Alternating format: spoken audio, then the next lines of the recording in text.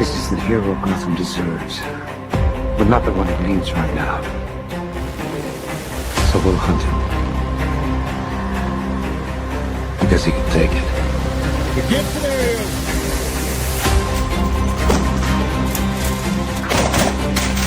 Because he's not a hero. He's a silent guardian.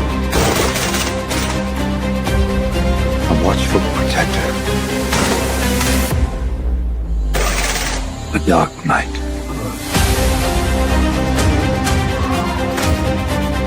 Let's go see how we did. Obviously, I just cut a motherfucker in half. That's what we're looking for.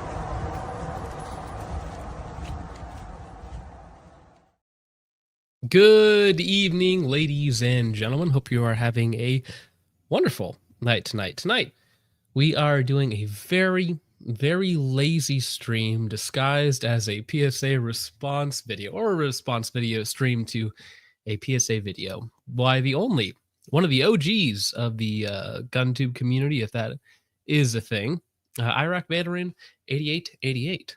But before we get into that, Richard, are you there with us right now? No, Richard is not here with us, but that's all right. Well, I hope you're all having a wonderful evening tonight. If you are not aware, let's go ahead and pull this up. I've been pretty sick for the last week straight, which is why I haven't been making videos. Today was the first day where I felt good enough to really even talk. So we'll see how that goes. But a few days ago, Mr. Iraq Veteran 8888 put up a video entitled "Why the Beef with Palmetto State Armory," which could be a really thought-provoking video, maybe with some good, points on both sides, but instead kind of ended up being much more of a shill video, right? Which makes a good target of a response stream like this. So yeah, we're not really going to talk about that, but Ancient Gloom says IV8888 went on a really gay rant at Lucas Botkin. That was also very funny. I think if I remember correctly, Lucas said something like, "What is with all the guys getting on TRT or, PEDs and then divorcing their wives," or something. And Mr. Iraq Veteran 8888 took that very personally and wanted to take off his clothes and fight Lucas in a cage, which it's always people who call Lucas gay. They want to take off all of their clothes and then fight him, right? Which is always, it's just a little sus. You call somebody gay, and then the first thing you do is like, take off all your clothes now so we can fight. Yeah, and M26 did actually make a good video on it, which is this one right here. And entitled "My Beef with PSA, They Spend More Money on YouTubers Than Making Products Better for Customers," which is a, it's a good take. And now they don't spend they still spend a crap ton of money on development and stuff like that, of course. But if we're going to be wasting money in one area, we probably want it more on the products rather than, on people to show your stuff. So yeah. Maybe calling Lucas gay is wishful thinking on Iraq Vet's part. That's possible. Very possible. Okay. Well, Richard, how's your evening going now that you're back? Better now that I have some tea. Sorry about that. There you go. Oh, it's no problem. Feeling a little under the weather. I'm hoping everybody else is doing all right. Yeah, so there's a lot of chat before we get going. There's a lot of chat about Halo before we went live. The real question is Halo CE or 3? I think 3 definitely has the better gameplay, but if you want to having a good time on 4-person legendary, Halo CE can be a riot because it's just kind of wacky. I have to disagree. I think that 3 was peak Halo, and I actually have a phrase that's called the Halo effect, that most games and movies fall off after the third release in the series, right? I think they fall off way before that. Usually only get a couple good ones, at most. Well, but yes. No, I know what you mean. Halo 3 we did get a couple really good trilogies out there. Yeah. And Halo 3 definitely was the culmination of 1, 2, and 3. But I'm just Yeah. talking about fun-wise. There's some interesting things you can do with Halo CE. Obviously, it's not a perfect game if you really go back and play it. It's very repetitive. But enough of that. Taprack Stovepipe for 199 says IV8888 is a shill. Chad is based though. Good uppers. Yeah. Somebody sent me the company that he was doing stuff for, or that he runs, that makes uppers and stuff like that. See, as long as it's put together well, seems like really really good stuff. So all right, what do you say we just go ahead and get into this video here? Welcome back, everybody. Eric here with Iraq Veteran 8888. All right, today we're going to be posing a question, and this seems to be a reoccurring theme all across the internet, and people seem to have this strange beef with PSA. It's like people either love Palmetto State Armory or they hate. All right, Andrew, before we get into this, is going to VOD this one, watching Sopranos with family. Sounds like a good time, sir. PSA sucks, and Halo Reach is the GOAT. I also love Halo Reach. I have the most time in Halo Reach, and I will die on this hill. Never forget. Exactly. Yeah, big fan of Halo Reach. But have a good night, and have a good time watching The Sopranos, sir. Hate Palmetto State Armory. So we're going to dive into this subject a little bit. And I tell you, I'm one of the people that's in the camp that I think they provide a very crucial and essential service to the 2A community. And give me a little time to explain my reasoning. I think you'll understand where I'm coming from. Before we get started, I would like to thank our friends at Sonoran Desert Institute. 35 seconds into the video, and we have an SDI ad. Nothing says integrity like a Sonoran Desert Institute ad. Which, again, I don't want to get into this whole saga again, but I mean, it's like, it's either a GI Bill farm where they, take X amount of thousands of dollars from you, from your GI Bill, from the federal government, from us, whatever, or you pay out of your own pocket, like a lot of money to get really bad classes with bad curriculum, sometimes incorrect information, and you come out the other side with almost nothing.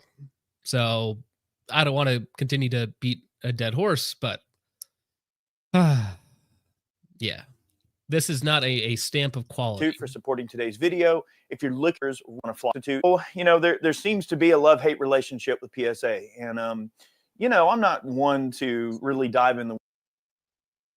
All right. So Strategic Owl says, I paid out of pocket. I regret it. Ouch. That does not sound like fun. So why is there such a love-hate relationship with PSA? Here, Richard, could you field that question for a second? I got a cough. Yes. So I think the reason why there's such a love-hate relationship with PSA is because we as the people love the idea, right? We love their mission statement of good, affordable guns for everyone.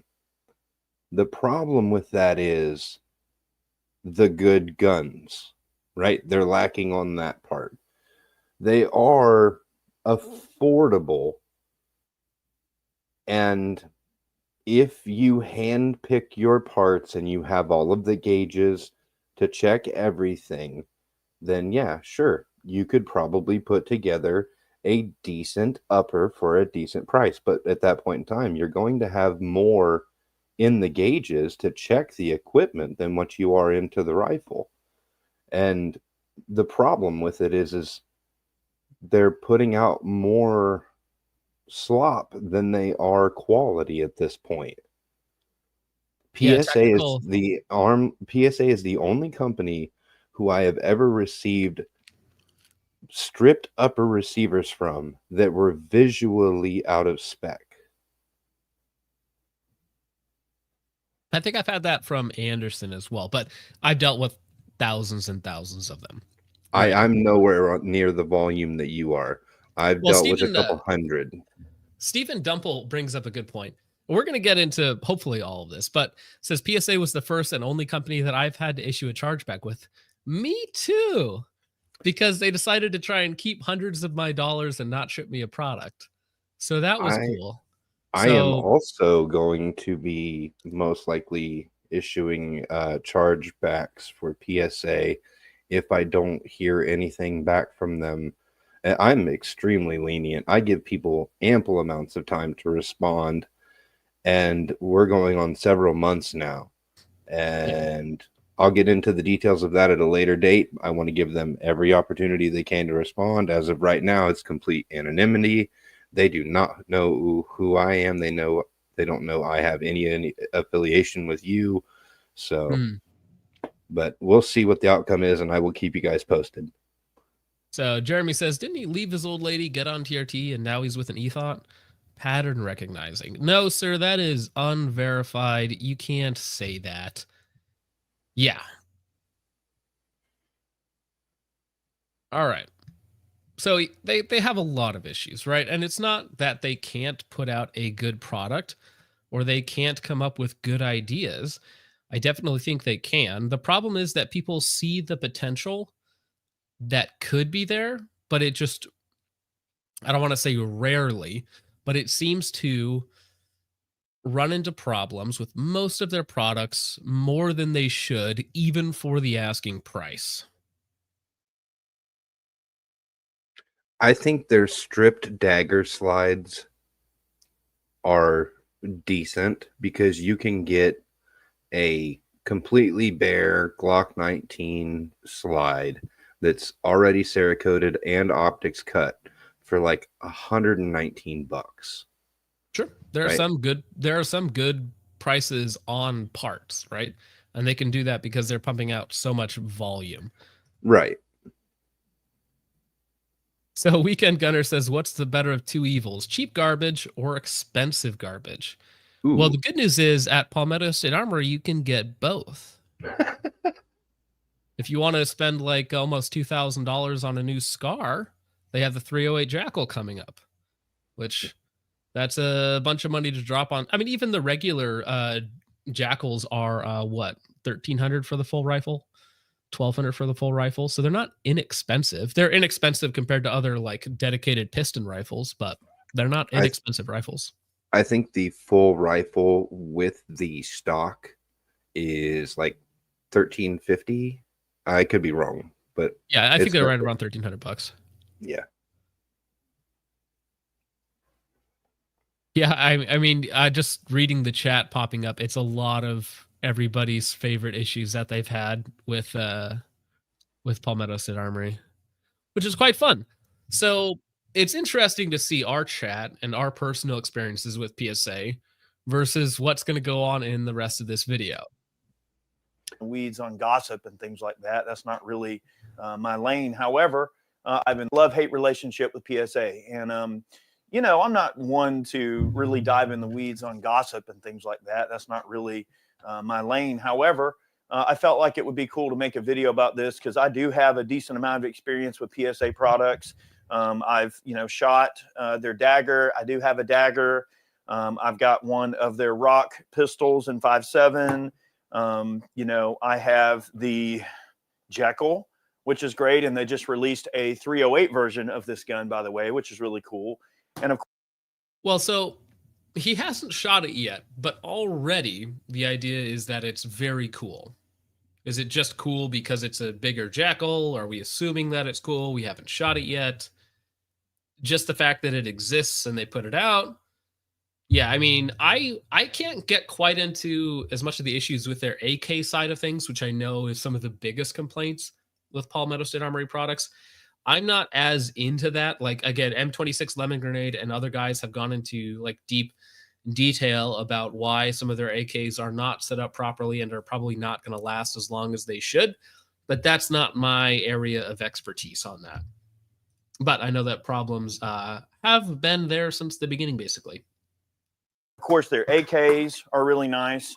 So, ooh, as soon as I said that too, that was just bad timing. My bad. Why the beef? Why is it that people tend to have some kind of strange affliction against Palmetto State Armory's products? Is it because their products are bad? Almost assuredly, the only reason why somebody would be upset that he spent money at Palmetto State Armory is because the product that he received for the money did not meet his standard, right? Didn't work, had to send it back. variety of different finish issues, getting the wrong product, never receiving product and having to do a chargeback, all sorts of these issues, right? Nobody's just mad at something for no reason, usually. Even if it's like a very small slight, usually there's still something there. No, it's not because they're bad. The thing is, I don't believe you, though. I think it's because, yeah, people have problems with their stuff because some of their stuff has problems. Nobody's going to say that all their stuff has problems. But again, if 5% of your audience hates you because they give you money, you say we're going to give you this product, and you give them a product that doesn't match what you say it is, they're not going to be happy about that. Yeah, that's a press X to doubt moment. Yeah. strange affliction against Palmetto State Armory's products? Is it because their products are bad? No, it's not because they're bad. The thing is, I think that Palmetto gets a kind of a weird beef because people think, well, because this is an affordable gun, because you can buy a dagger for $250, well, it must not be very good if they're only charging $250 for it. That is like maybe 1% of people. That's a very, very small percentage of people see something that's inexpensive and just immediately think it's cheap. There are inexpensive handguns that work just fine. For instance, I bought my first Glock for $370. It was a police trade-in, and because it was $370, I didn't look at it like, oh, that's cheap and crappy, right? Because I mean, a new Canic right now is like $300, $400, $500, right? More expensive than what I paid for a Glock 17 like 10 years ago at this point. So there are mostly that cheap thing is associated with certain brands. Like in some cases, PSA for sure. Sky is a very inexpensive handgun that's $200 and it sucks. The High Point is $200, like way under $200, and it sucks, right? The Tauruses don't have a great reputation, and they're also like maybe $250 to $300, but they also have that bad reputation and that bad track record for a reason. They've had QC issues in the past, and still to this day, they still have recalls and stuff like that.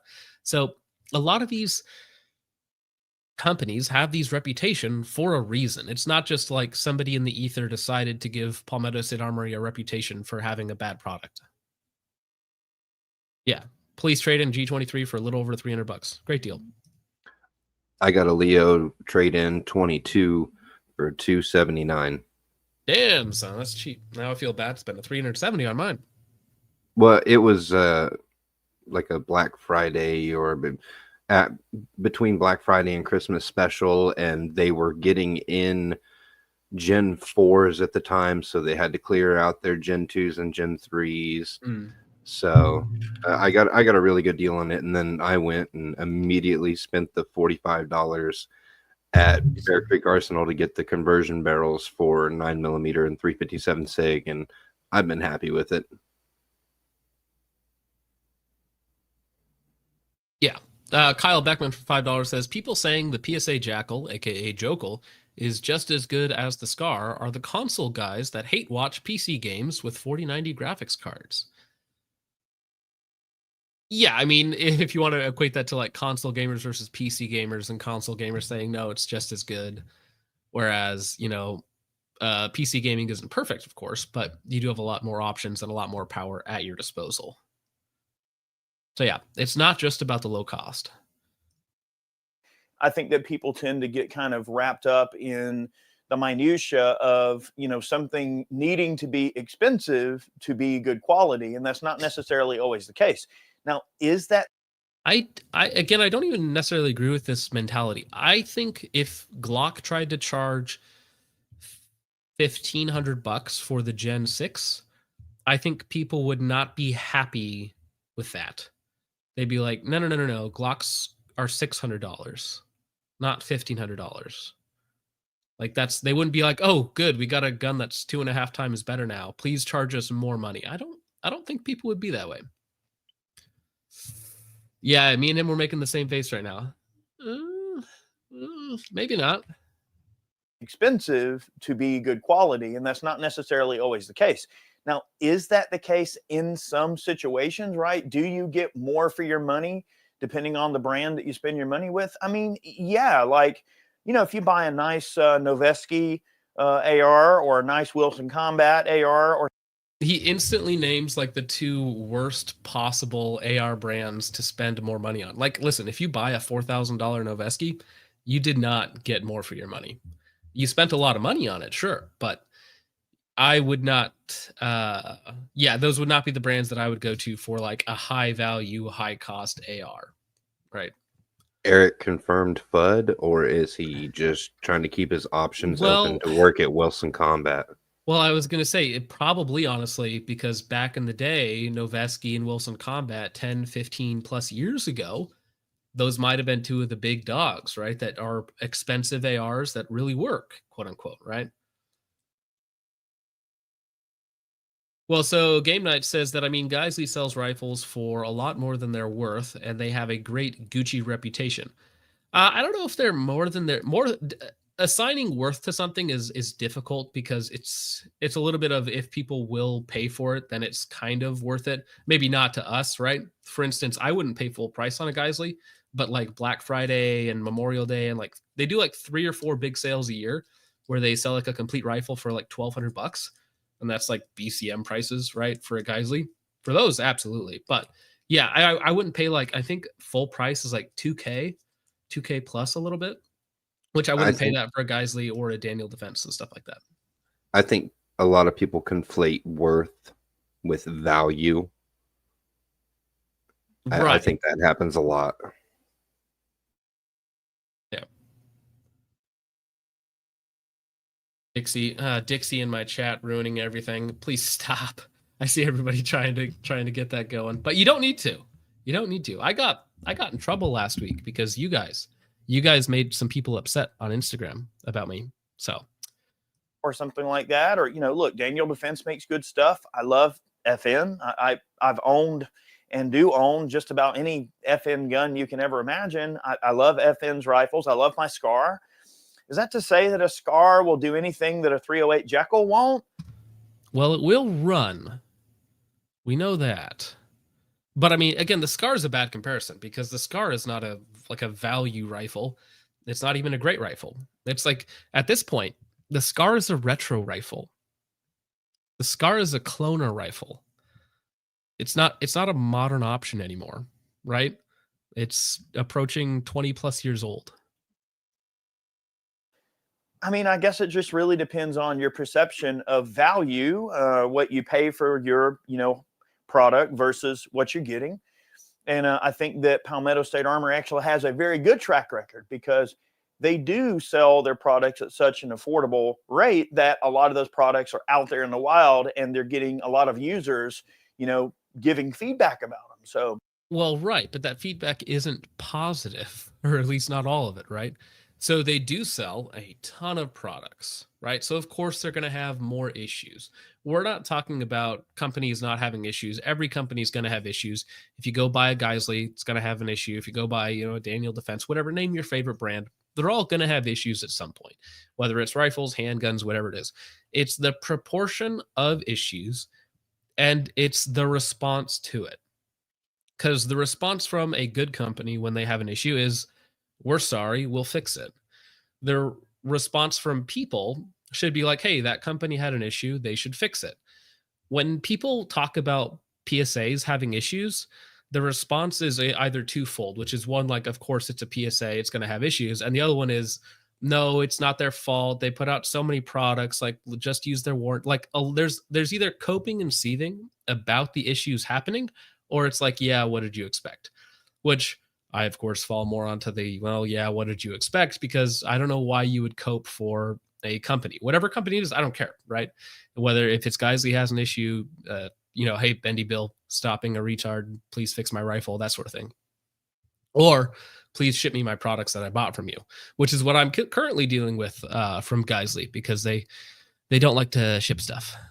So I wish that they would actually do that. Seems they're not the only ones right now, though. Yeah, no. January is rough for everybody, I guess. Tori's 57 for $4.99. Thank you very much, sir. Says, yeah, I used to buy PSA until I had too many out-of-spec BCGs. bad finishes, and a cross-threaded flash hider, and they refuse to take it back. See, now that is just rumors, and that's unsubstantiated comments, sir.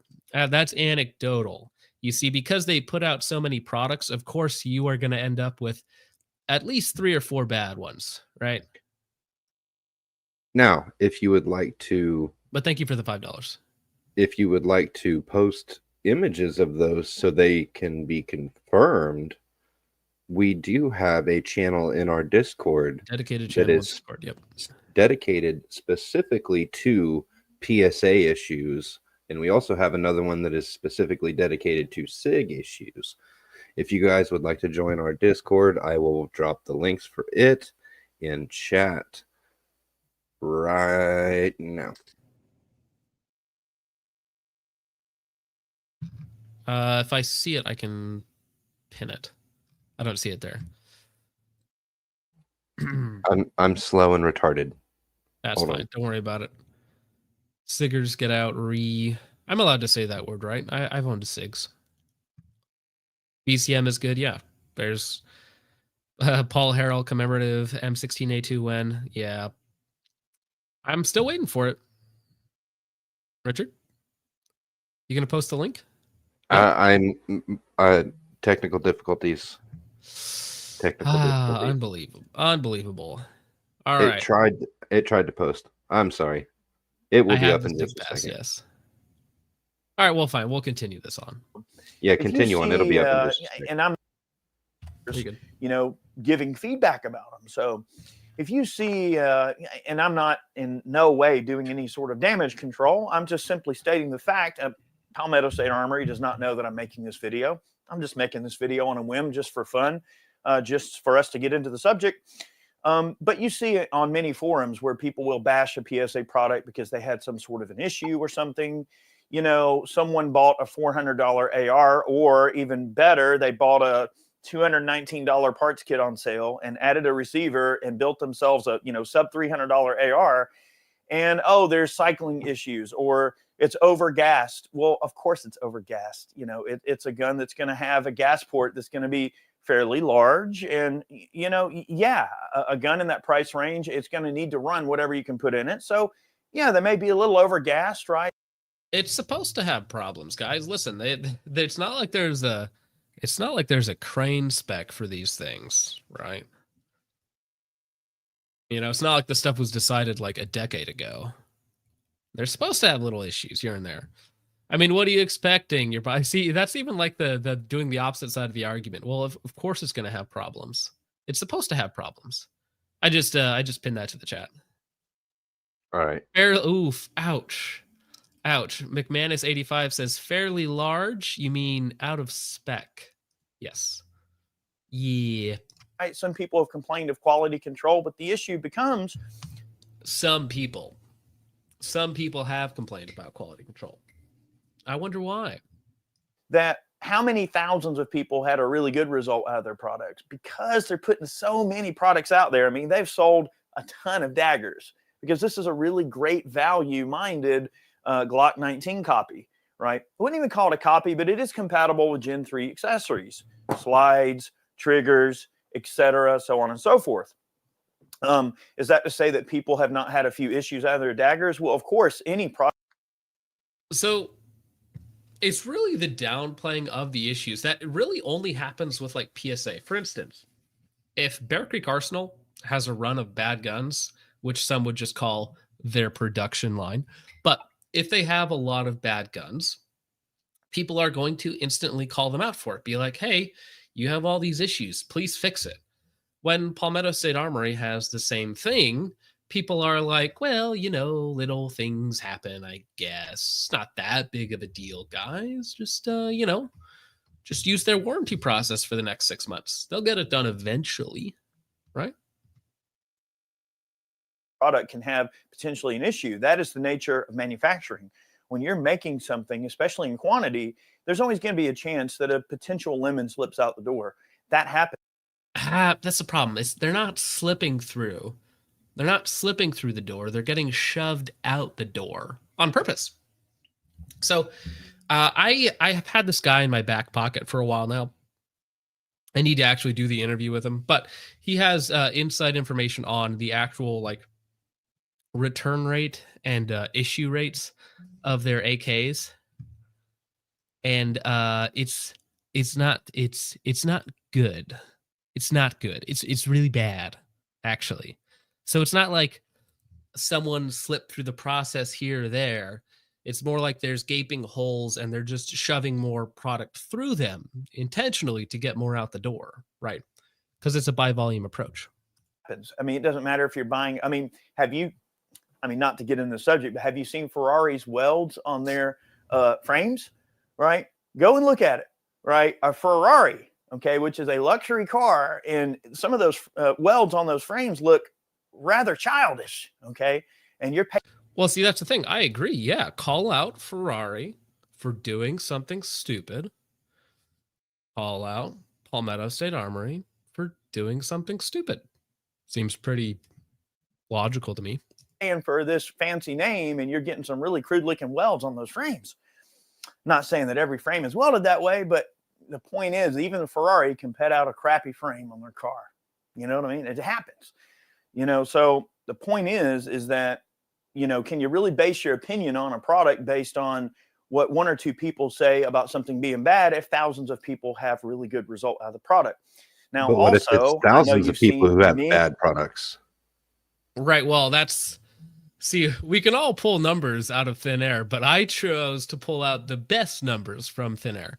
You know, one or two issues for every, 10 million great products that are out there or whatever it is, right? Which again, like issues with firearms should be taken more seriously, right? It's not like, I don't know. I mean, really, the issues with everything should be taken seriously as a manufacturer because you're taking money from people. You should hold yourself to a high standard and you should try to give people what they're paying for, right? Pretty simple logic, right? But this like laissez-faire mentality and like in a lot of cases, like it's kind of bad, right? What they're doing to people. And like, when it comes to different issues like banning people from buying from them. So like, M26 again, he got banned from buying parts, so he couldn't even fix his PSA AKs with their parts because they wouldn't allow him to buy things. They banned me from buying things, but they took my money first, which was really nice of them. And then, of course, I had to file chargebacks later on, which, of course, I won. And doing lots of scummy things to people. When we talk about we've already talked about the affiliate marketing and the way that they do their product releases and all the other stuff. But when they have issues, just say it like, hey, they have issues and they need to fix them. You don't need to cope for them. That's their job. Any videos out here that various YouTubers have made, myself included. In fact, the very products on this table, I have videos on every single one. I have a video on this Jekyll. I have a video on this AK here. I've got a video on this dagger. I have yet to do a video on the 5.7 Rock pistol, mainly just due to time constraints. I just haven't had a chance to film a video on it, but I do have a video coming up on that particular gun, as well as Smith & Wesson's new 5.7, by the way. It's not really new anymore, but it's new to me. Anyway, I digress. The point is, like many YouTubers who have put out content on these guns, a lot of times you'll see an overwhelming. Well, so Brass says, you guys got banned from PSA. So PSA will take my money, but they will not ship me products. So they held several $100s for 3 months or something like that. And I was like, okay, we're just going to get this back to the credit card company. And they did that. And what's his face? M26, he got outright banned from buying from them. They canceled his account. So yeah, for me, at least, they tried to hold my money for as long as possible, which was very nice of them. Positive. Well, so the Girther says, how is that legal? It's not legal, which is why your credit card company will just win it, right? They'll just be like, hey, have you shipped this product? They'll be like, no. And then they're like, okay, we're giving this guy's money back. So that was that.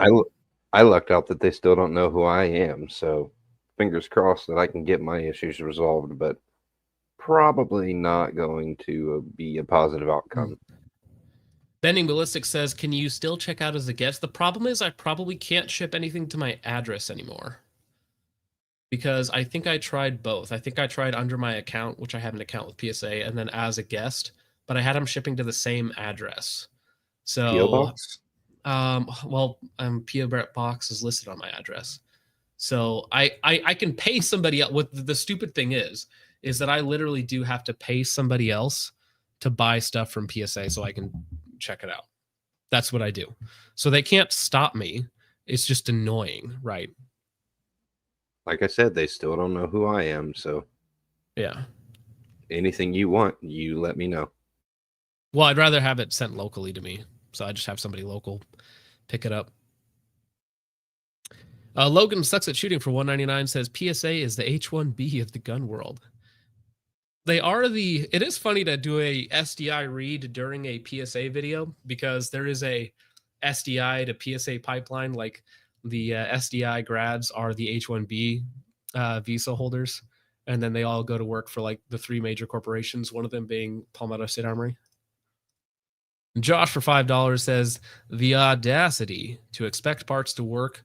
Also, shout out hamburgers and shout out hot dogs. That's right. Thank you for the $5, sir. And then Tap Rack Stovepipe for $199 says, hi, Brassfax. Tell Hop to get in here and scream. Yeah, Hop was having a great time with some PSA AKs recently, if I remember correctly.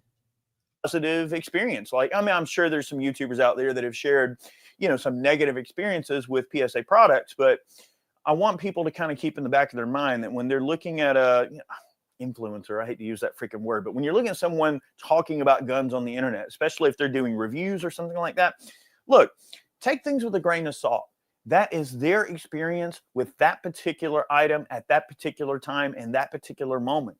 Is that to say that this gun might not pose an issue later, or this one have an issue later or something, or that they'll run really great for 10,000 rounds in the future? Who knows?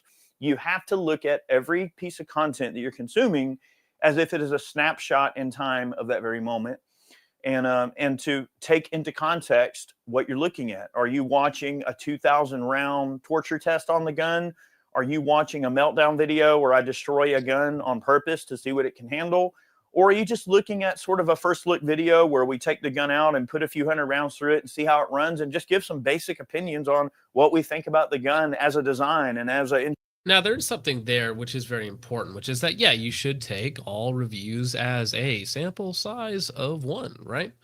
As anecdotal, and I'm obviously very biased. I don't try to be, well, I do try to be unbiased on a lot of things, but you should also just know that I'm biased towards certain products or against a certain product. So I'm going to go into a review expecting something to happen, right? Because that's kind of how I am with a lot of products. If I see what it is, what it's priced at, what the company claims that it's going to do, like you could probably tell the edge that I'm going to take but you can probably tell the way that I'm going to take that review, right?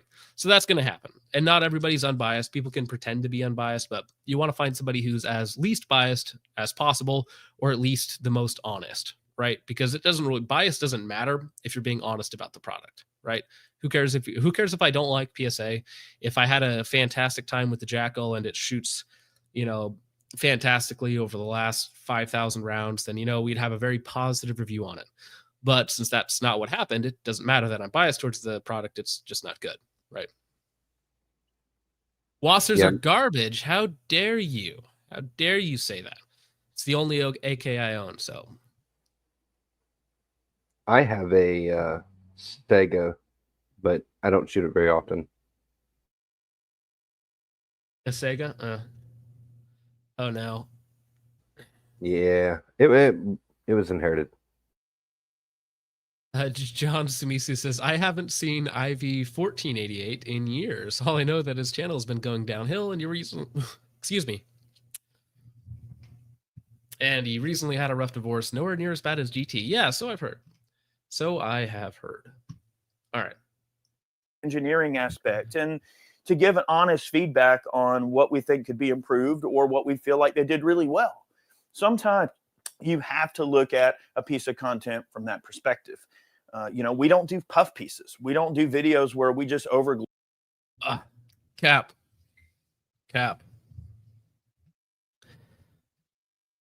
Normie Saxon says, sorry, go for it. Want me to go ahead and read it while you coughing? Oh, no. I was fine, but I interrupted you. But when there's endless anecdotes, at what point do anecdotes become data points? It's not that they're common. It's not that common for there to be smoke without fire, especially when half the forest is smoky, right? So the plural of anecdote is not data, but there is kind of like it's a weird sense that people have where there's like a communal understanding that like certain products just aren't very good, and sometimes um that's wrong, right? Because there's just like a really oversampling of the bad products, right? So if you have like 40 people make a video on the same day or in the same week or month that, let's say, BCM products have been going bad, that's going to color it really bad for a really long time. But it could just be the bad luck of the draw and things like that, right? So it's I don't know where that line is, but eventually you get to, over a long enough period of time with enough people talking and enough experience on certain products, that's where you can really know what kind of shakes out and what doesn't.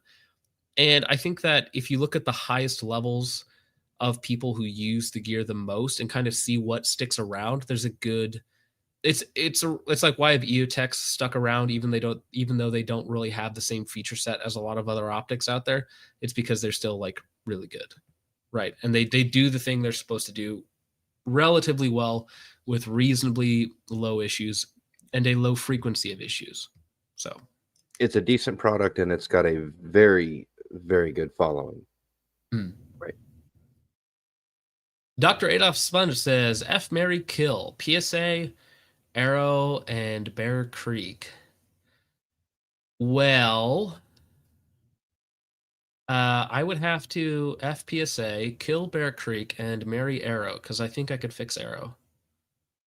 That's my take on that. Nope, Arrow is dead. You just get the inheritance. It's okay. Oh, I'll take that too. Tony Tatico says for $5, PSA is very innovative. I bought a PSA K101 that came with its very own bolt hold open. I don't know what you mean by that. Is that supposed to be there? I don't know. I don't know enough about AKs, but thank you for the $5, sir, even though I don't really get that. I think he's saying it's a feature.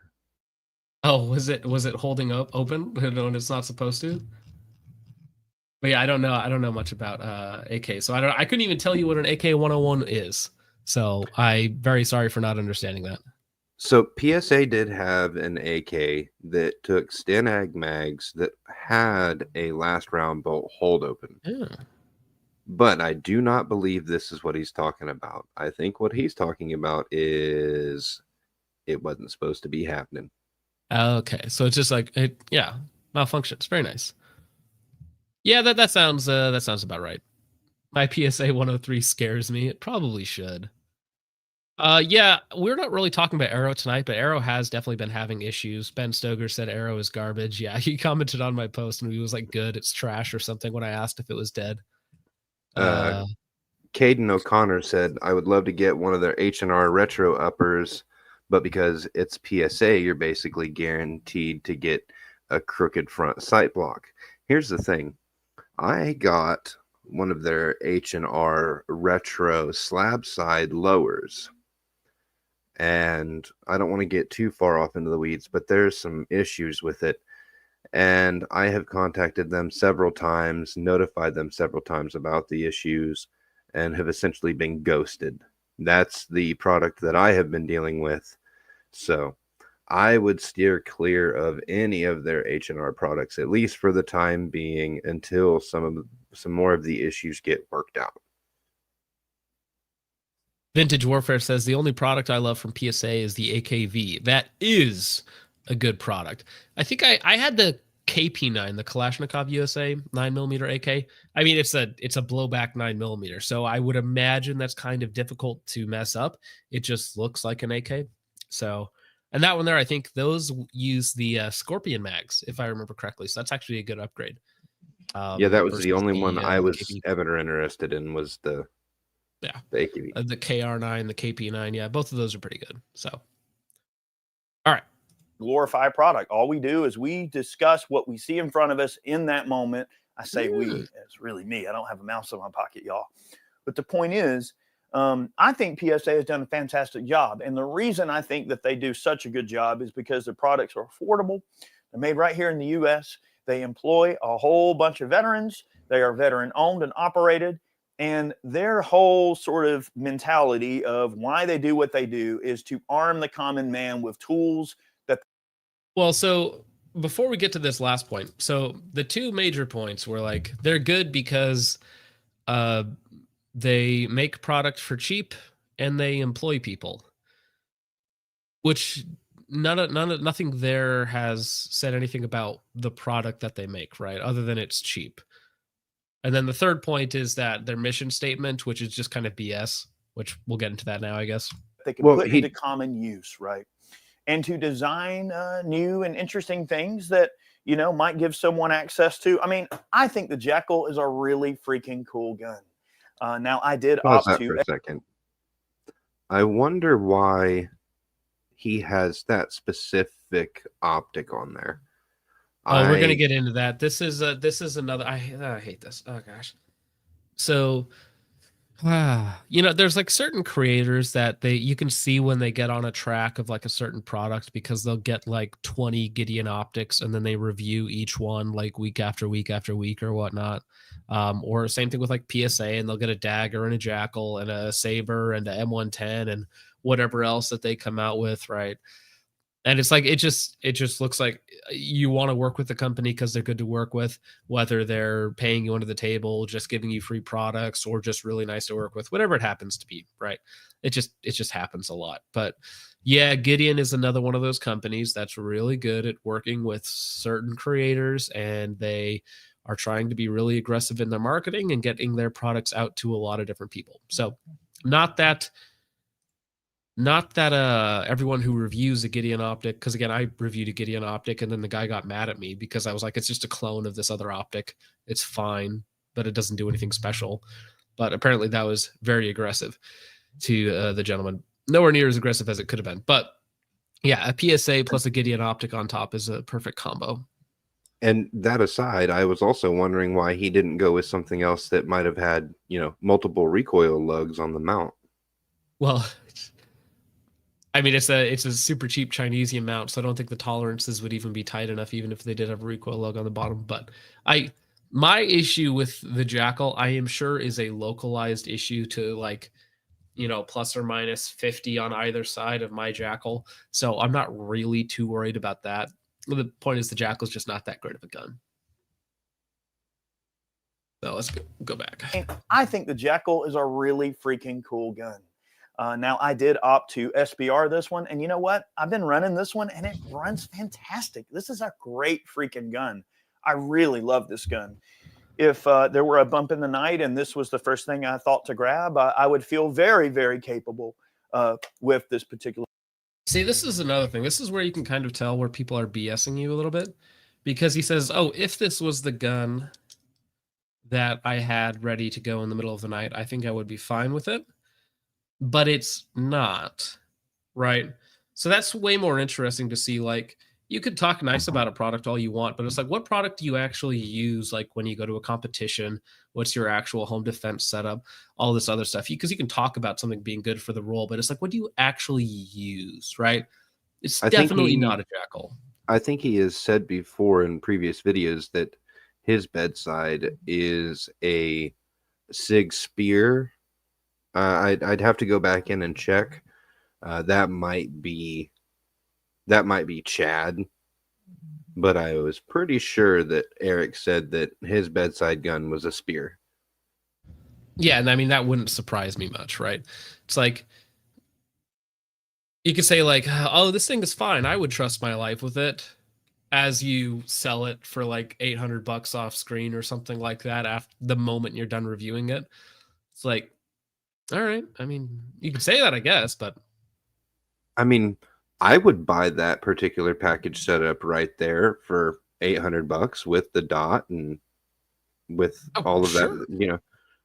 But for 13, 14 or whatever it is that they're charging for them, I think they're $1,300. Now, again, you probably shouldn't buy a complete Jackal rifle if you just think that the piston setup is what you want, I think you can buy the uppers for like $600 or $700. So that's what I would do. Yeah, I'm probably You really gonna have to get one. I'm probably gonna skip the jack one. I think I'm gonna get a Foxtrot mic FN15 and play with it until I can figure out how to get it to run reliably. Just because I enjoy beating my head against the wall. Oof. Hop says, I trust my life to an AMT backup too, but I'm not a huge fan of my life. Well, yeah, so you can't take advice from the suicide guy, right? That's not a good thing to do. Hop is so real for that. Very real for that, yeah. The sewer slides. Mm-hmm. We're like an hour and you can say whatever you want. I don't care. Nick for $5 says BCM upper plus arrow lower is still the meta build for poors like us. A little more expensive, but it's an investment and built to last. I don't know anymore. I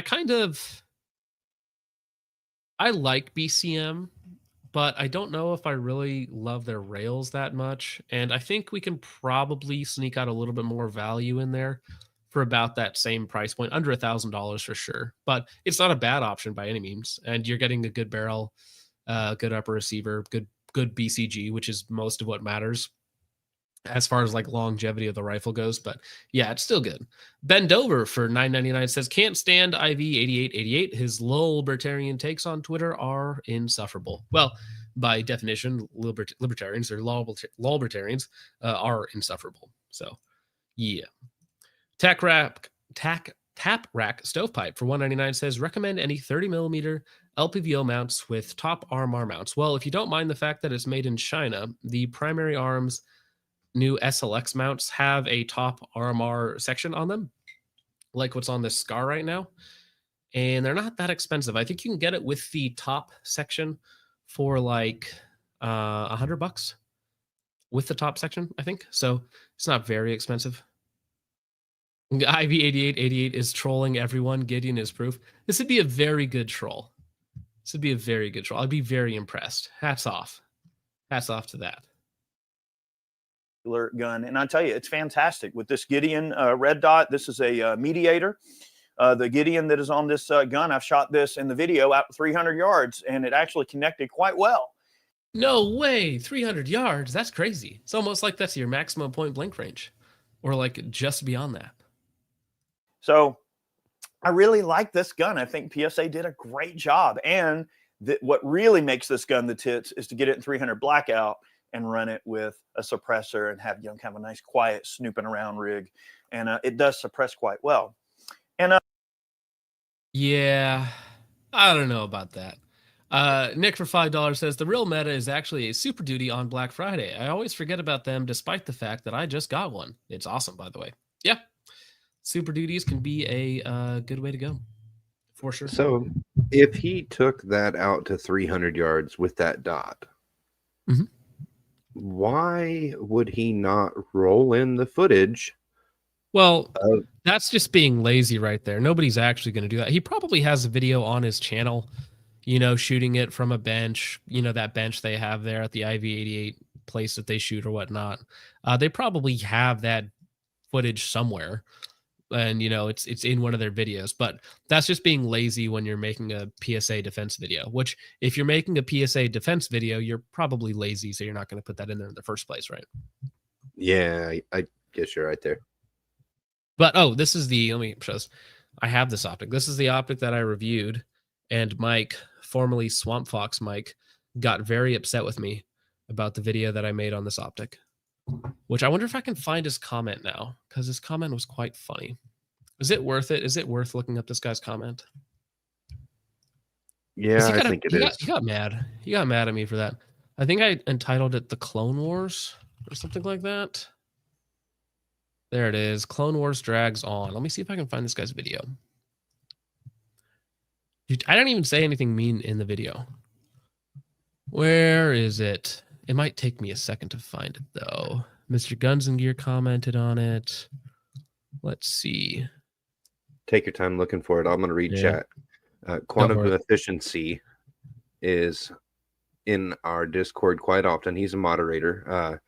If you're not there and you're not following him, you're wrong. but he says IV8888 is also not mentioning target size.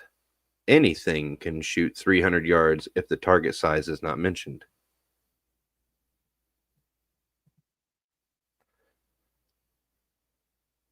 Let's see. Yeah, so let me see if I can show this actually. Because he was actually, I didn't realize he was doing this.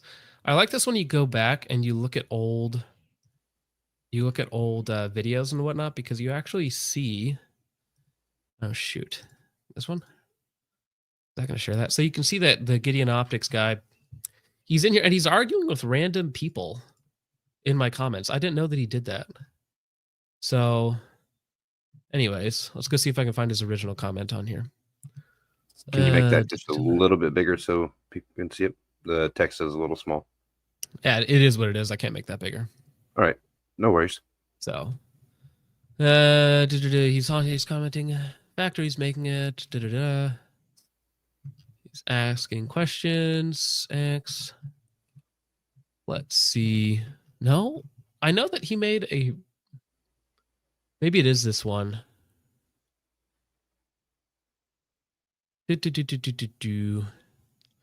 Anyways, I think it might be this one. Let me see. Where is it? Maybe he deleted his original comment. I don't think, because he was saying. Right below it is another comment. Oh, here it is. Yeah, I see it. Anyways, it says, frankly, I kind of think it's nice we have a lot of options for a decent dot in the $200 to $250 range for shooters who don't feel the need to wrap our entire personality around what premium brands we are using to ring steel at 25 yards like Focus did in this video. I'm not sure if you watch my channel and you come away with the idea that I wrap my personality around premium brands. Considering I review almost entirely cheap stuff, and some of my favorite like optics and whatnot are cheap things. But anyways, not happy with me about that. Not a big deal. I had minimal dealings with Mike back when he worked for. I had dealings with him at Swamp Fox, and I met him at SHOT Show last year, and we had a really nice chat. And then I put that video out, and then he was really upset. Never messaged me back. So be it. Oh, well, his loss. Yep. Josh for $5 said, this is Mike that worked at Primary Arms, then Swamp Fox, then Gideon, right? Lol. Also, shout out Hot Dogs again. Yeah, it's that guy. Nick for $2 says, Gideon Optics guy is legit mentally unstable. Yeah. I wouldn't Allegedly. say that, but he was definitely not super happy with me. Tulip 382 for $2. Yeah, exactly. Says, just swallowing some batteries from my SIG Romeo 5. That was a very funny recall. So it's funny because it's SIG 2 and they always have these issues. But then they had 2 recalls on the SIG Romeo 5 and Romeo MSR, right? Because they didn't have enough like warnings on their batteries and their battery trays not to swallow the batteries. So apparently they were like, hey, we need to recall these optics because they don't have enough warnings on them about swallowing batteries. So that is the average SIGA experience, apparently. That's a tough question to answer, sir. What does a $200 Gideon do that a $100 Romeo 5 doesn't? Well, the Gideon does fit on a pistol, so it does do that. But yeah, it is almost double a Romeo 5.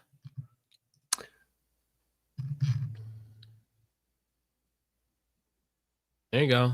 Battery cap, no low balls. I know what I got. That's right. It does great with a 5.56 suppressor as well.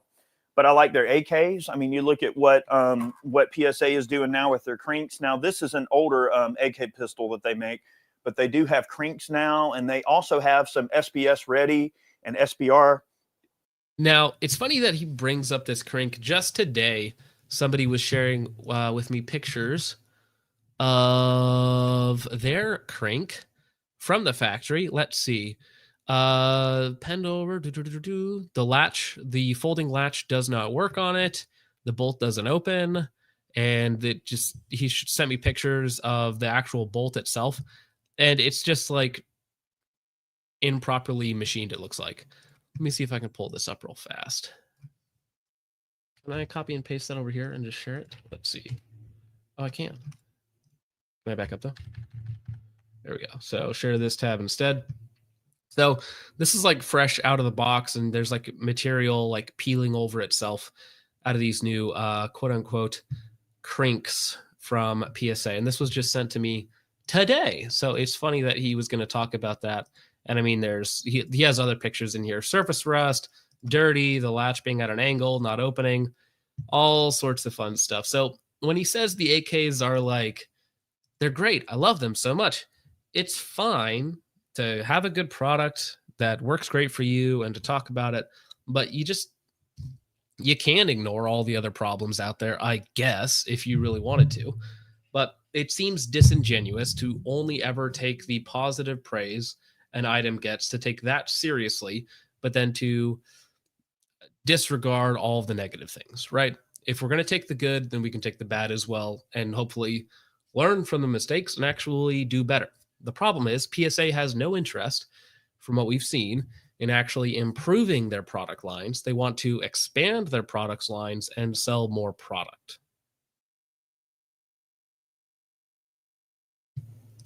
Yeah. That poor Bolt. Yeah. Legion Armament for $10 says, I just want to thank you guys for being good white gun owners. I am not joking after watching Vintage Warfare's ghetto gun culture. I can't stand the non-whites in this profession. Well, that was thank you for that, sir. And I appreciate your support of us here. Yeah, but if you do want to go check out that video that Vintage Warfare did on ghetto gun culture, it is illuminating, illuminating on the various types of gun owners that exist. So if you would like to do that, it's a good video. Go watch that. Not SBS. Yeah. all the POC in the chat are like, wait a second, what about us? Yeah, that's it was a little on the nose, sir, but thank you for the $10. I thought we determined that I have my hood pass. Oh, that's true. You have a hood pass too. Now, this is an older AK pistol that they make, but they do have crinks now, and they also have some SBS ready and SBR, not SBS, but SBR ready AKs that are really cool. See, that's the thing. I can't tell with you guys, so I don't know. Because again, last stream, you guys were apparently very rough on certain communities in America, and people were not happy with me in certain places. But I don't care. So, but it was funny. So thank you for that. I don't even know if you might still be trolling me. I don't know. But thank you for the $5, sir. Charles for $5 says, sorry, joining late. Just got home from a match. Awesome. Hope you did well. Do you think PSA will make a 2011? Oh my gosh. That's next. Yeah. They'll make a 2011. And how bad do you think it will be? I don't know about a 2011, but I did see that they are working on a 10 millimeter and a 45 ACP large frame dagger. So I imagine that it's not going to be long away. Now, if they do it, the only thing that I hope is that it takes Glock 20 and Glock 21 mags.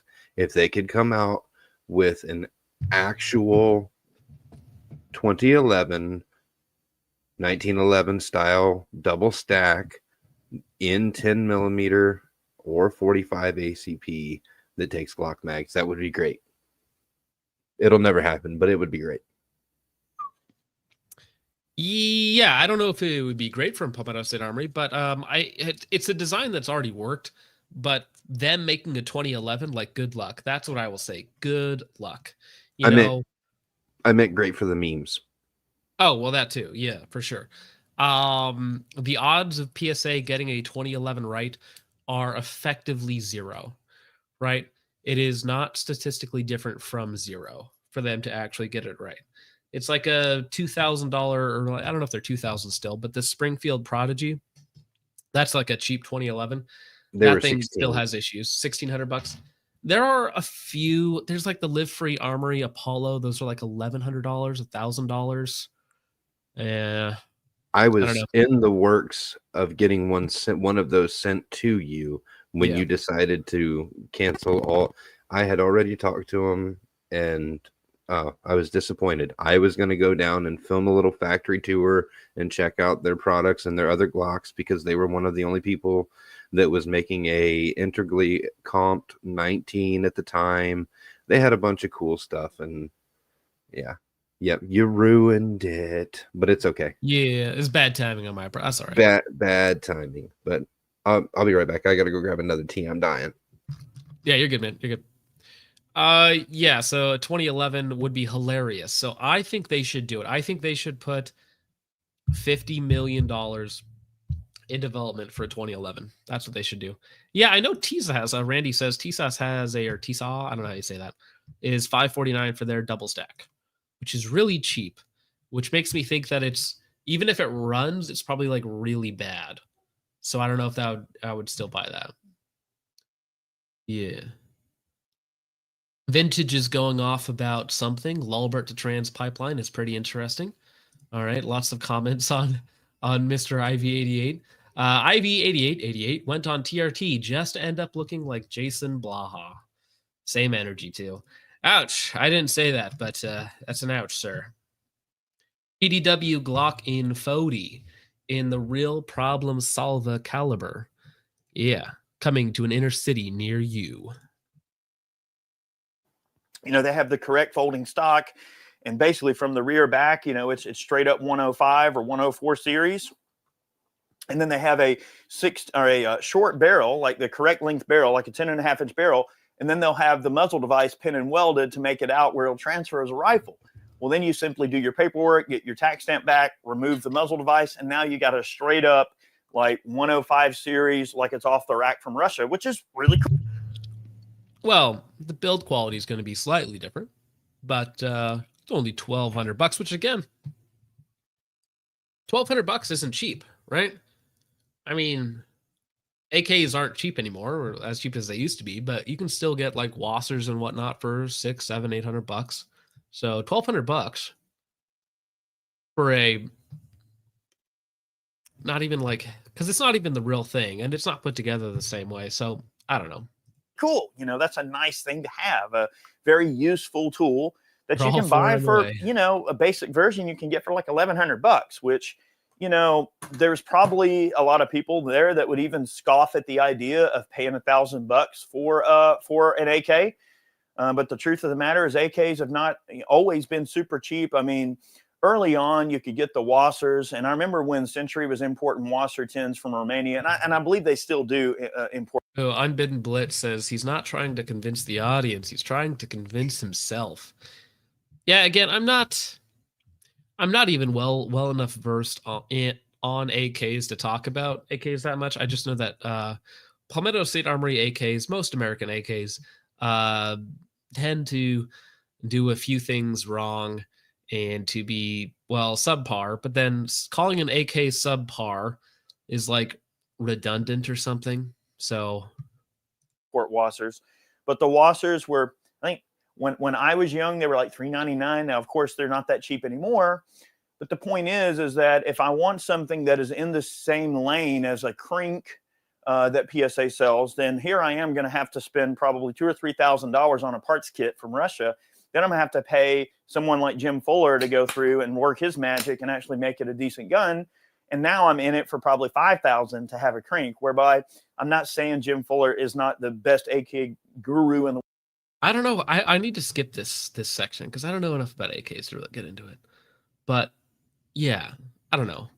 Nobody's buying, like a $5,000 AK, like $2,000 in parts, and then having Jim Fuller himself assemble it for you, which you could probably pay somebody to do that. But that sounds like quite the hassle because Jim is the only builder. Yeah, I know. It's like Jim's like the most recognized builder, right? Which is why you would throw his name out in a video. But your local AK guy can probably do 99% as good of a job, I would imagine. Yeah. Yeah, I'm pretty sure all that stuff is very expensive. But it's a weird tangent that it's like, well, it's not a $5,000 AK, so you can get kind of the same thing for 12, which is kind of the argument for the Jackal, right? It's like, hey, well, it's not as much as a Bren 2, So therefore it's good at half the price, right? It's like, hey, it's worse than the ACR was in 2008, but it's $1,200. So it has to be good, right? Because it's less money. Like, listen, kids, you're not going to spend $5,000 on an HK MR 556 or whatever they call it. Anyways, you're not going to spend $5,000 on that, but you can get a Jackal for $1,200 and it'll do the exact same thing. Although again, for me, that's not a good argument because I don't like the HKs. So I wouldn't buy an HK. If somebody gave me an HK, one of the new ones, I probably wouldn't keep it. Right? Because it's like it's not going to shoot great. It's going to be heavier and worse to use in like every way than like a boring generic AR-15. So it's like, please don't give me this. In the world, he is, but not everybody has money to pay Jim Fuller to work over a really good parts kit into a legitimate Russian crank. PSA does offer an option where you can buy a crank for $1,000, and you know what? You've got a damn crank, and you know it may not be a Jim Fuller build, but damn if it won't be a really good gun. Okay, overall, good setup. Here's my. I don't know, man. I just don't believe you, right? I don't know if you buy a crank for $1,100, $1,000, whatever you pay for like almost any crank, right? Especially PSA. I mean, like, oh, that's a good deal. When there's a lot of actual good guns you could get that would do the same thing for less. Yeah, press X to doubt. But damn, it won't be a good gun. Yeah. Yeah, if you listen to the words, not the way he's saying it. Or a gun. Yeah, it'll be a gun. It will be a gun. It'll be a gun. A gun indeed. Sega. Okay, now I want to show you this one. This is a 5.45 Sega that I purchased as a standard sporting rifle quite a long time ago. Now we're talking when you could pick these basic rifles up for, I think I paid $329 for it. And that, see, I feel like Tim from Military Arms Channel would be very upset at that, and he would have to buy up all of their stock and then put it on Gunbroker for like double the price the next day, and then claim that it wasn't his fault, and then later on claim that he was also going to do that. He was always going to do that, and that was always the plan. Something like that. A Sega. How did I say it? and that's new. That's not a discounted rate. That was what that was retail. And of course, I went through and I added a whole complement of 922R compliant accessories and, you know, this Polish barrel stock. What is it? Sega does what Nintendo don't. So is it Sega does what PSA won't, or something like that? Stock alone was probably $500 to try to locate this thing. This is a very difficult stock to find. I added a Moloch grip, a US-made Moloch grip, and of course US magazines and slotted forend. And by the time you move the trigger back, put all the trigger in it, and add all the necessary parts, thread the barrel, cut the muzzle device back, all that sort of stuff. I got a RS Regulate mount. I mean, I mounted a Aimpoint M5, Comp M5 on this. So it's not a cheesy red dot. It's like good, legitimate red dot and a proper mount, real low. By the time you do all the work to get this thing where it needs to be. Now, yes, this is a legit Russian AK. This is a great Russian AK. This is one of the only AKs I will never get rid of is the Sega. And I love it. It's fantastic. It shoots flat. It's accurate. I've actually shot this gun with a full power optic on it out 700 yards, believe it or not. And that's a pencil barrel AK. I mean, it's 5.45. So, I mean, I don't not believe you that it's capable of shooting longer range. There was one, yeah, the STG 44. That's a good one. That's a good one that PSA failed on for sure. Which is going to be, I think I pulled up their X57 that they're announcing some new details on. So. We'll have to segue into the STG here in just a few minutes, because if anybody was paying attention, Ian McCollum from Forgotten Weapons just released another STG 44 video where another company is releasing theirs. I believe they're going to be announcing it at SHOT Show this year. And the retail price on that thing was around $6,000, I believe. I'll have to pull the link here in just a minute, but it looks like it's going to be just as much of a shit show as the Hill and Mac one was. So we shall see. We shall see. I'm a nerd for retro, historic builds and stuff like that. One of my dream guns is an M1 carbine paratrooper. Like I love the old stuff like that, right?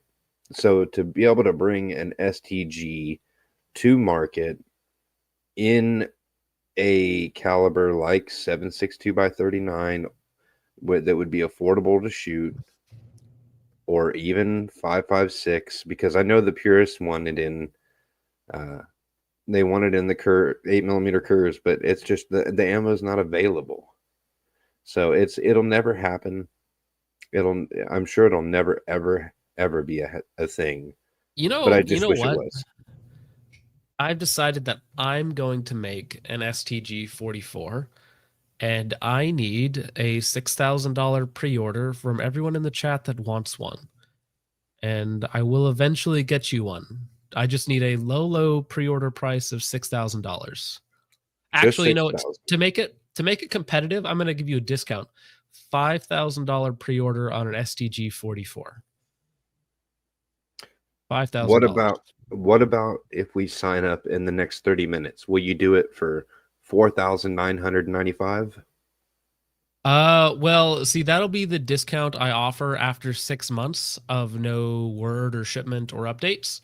And then I'll drop the price to a sale, you know, and then I'll claim that we're going to get really close, and then I will go offline to never be seen again. That's my plan. Okay. That's my plan. Speaking of, did we hear anything from the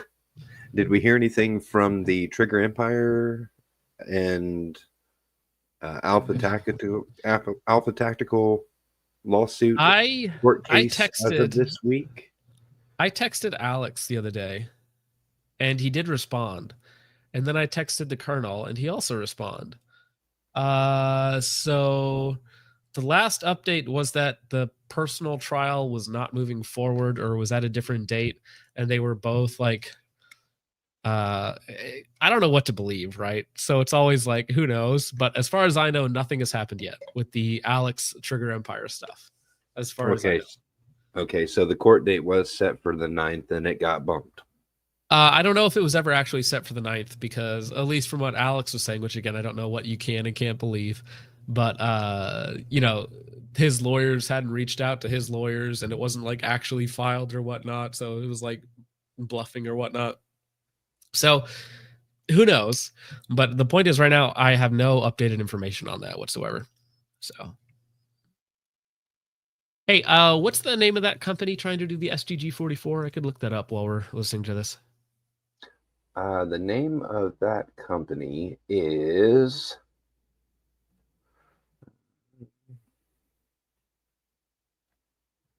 Logan Sucks at Shooting for $3 says, take it or leave it. Well, I'll take it, sir, but you're gonna need to donate a lot more to get that pre-order in for the STG 44 that I am currently developing. I am currently developing an STG 44. It's called the BD 44, and it is from DK Productions. The BD 44? BD 44 from DK Productions. Here, I'll drop the link to you in chat.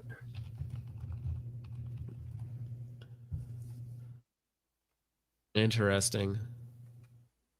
$6,200. Yeah, from Sports Systems Dietrich. I saw Vintage put that in the chat.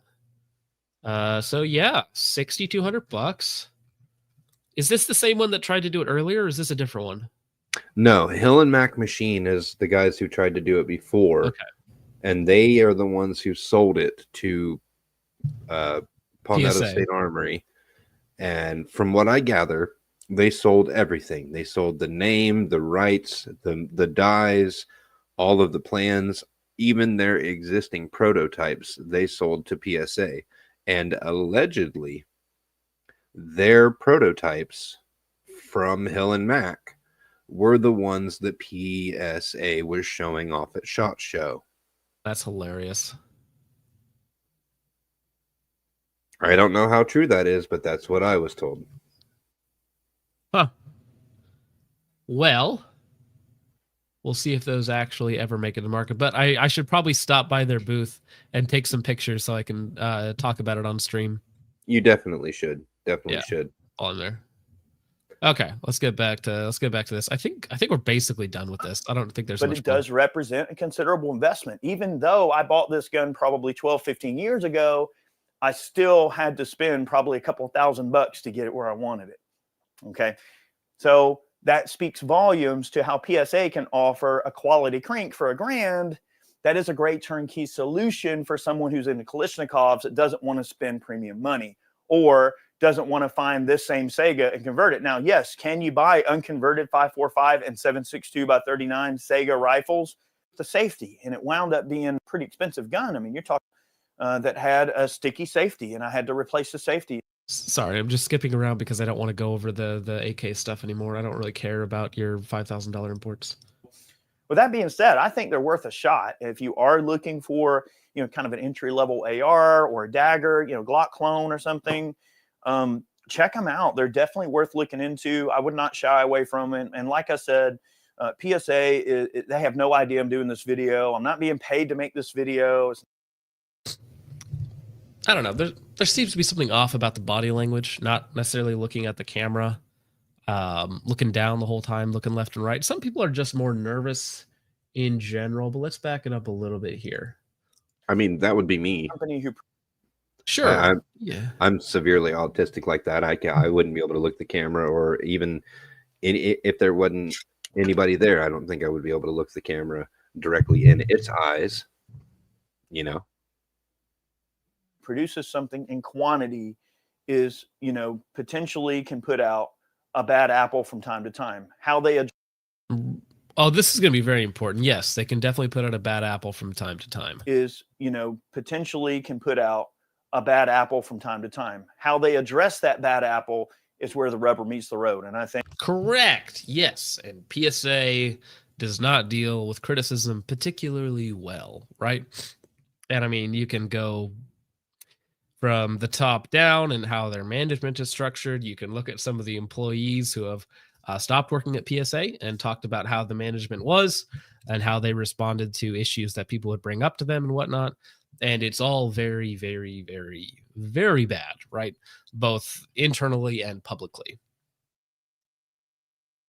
I think PSA does a great job of dealing with customer service issues with complete grace and saying, hey, yeah, we'll make it right, send it back.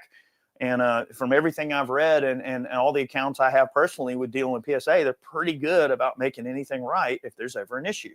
So with that being said, I think they're worth a shot. If you are looking for, that one, the worth a shot comment, in contrast to the earlier stuff where it's like, oh, they make great stuff, they're very innovative, they doing all these cool things, look how cool of an AK you can get for only $1,200 to, oh, I don't know, I guess they're worth a shot. Kind of an entry-level AR or a dagger, Glock clone or something, check them out. They're definitely worth looking into. I would not shy away from it. And like I said, PSA, they have no idea I'm doing this video. I'm not being paid to make this video. It's nothing like that. I just thought this would be an interesting conversation to engage in with my audience because there seems to be a lot of people that love and hate PSA. I'm one of the people that love them. I'm not an elitist. I mean, you got to remember, I can have any dang gun I want. Right. I've got a ton of freaking guns and I've owned versions of all the coolest dang gear you could ever ask for. I mean, I've had every fancy AR. I've had Yeah, I mean, there seems to be a little bit of contradiction there with it, which is like, I get, there's no like understanding that people who have a problem, there's no recognition of the people that have a problem with PSA have it for a reason, right? People have problems. There's issues with their products.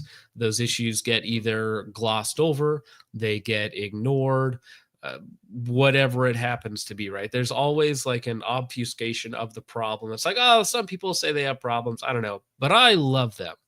And I saw some people were in the chat talking about, well, he's not getting paid directly from them, but he's definitely making money from them in some way, right?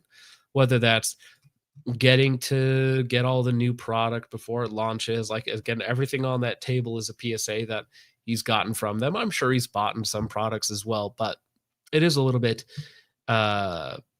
disingenuous. Correct me if I'm wrong, Go for it. Does he not charge money for tickets for the IV-88 range day? I don't know. Because I'd be a YouTuber, so I don't know if they charge for that. I could ask people that have gone to it, but I also know that because can the average public get in there, or is it only for YouTubers? Randy Reviews It says he does not charge, but Yeah. I Okay, wasn't so aware if he did it for a public. but I wasn't aware if he did public if events. there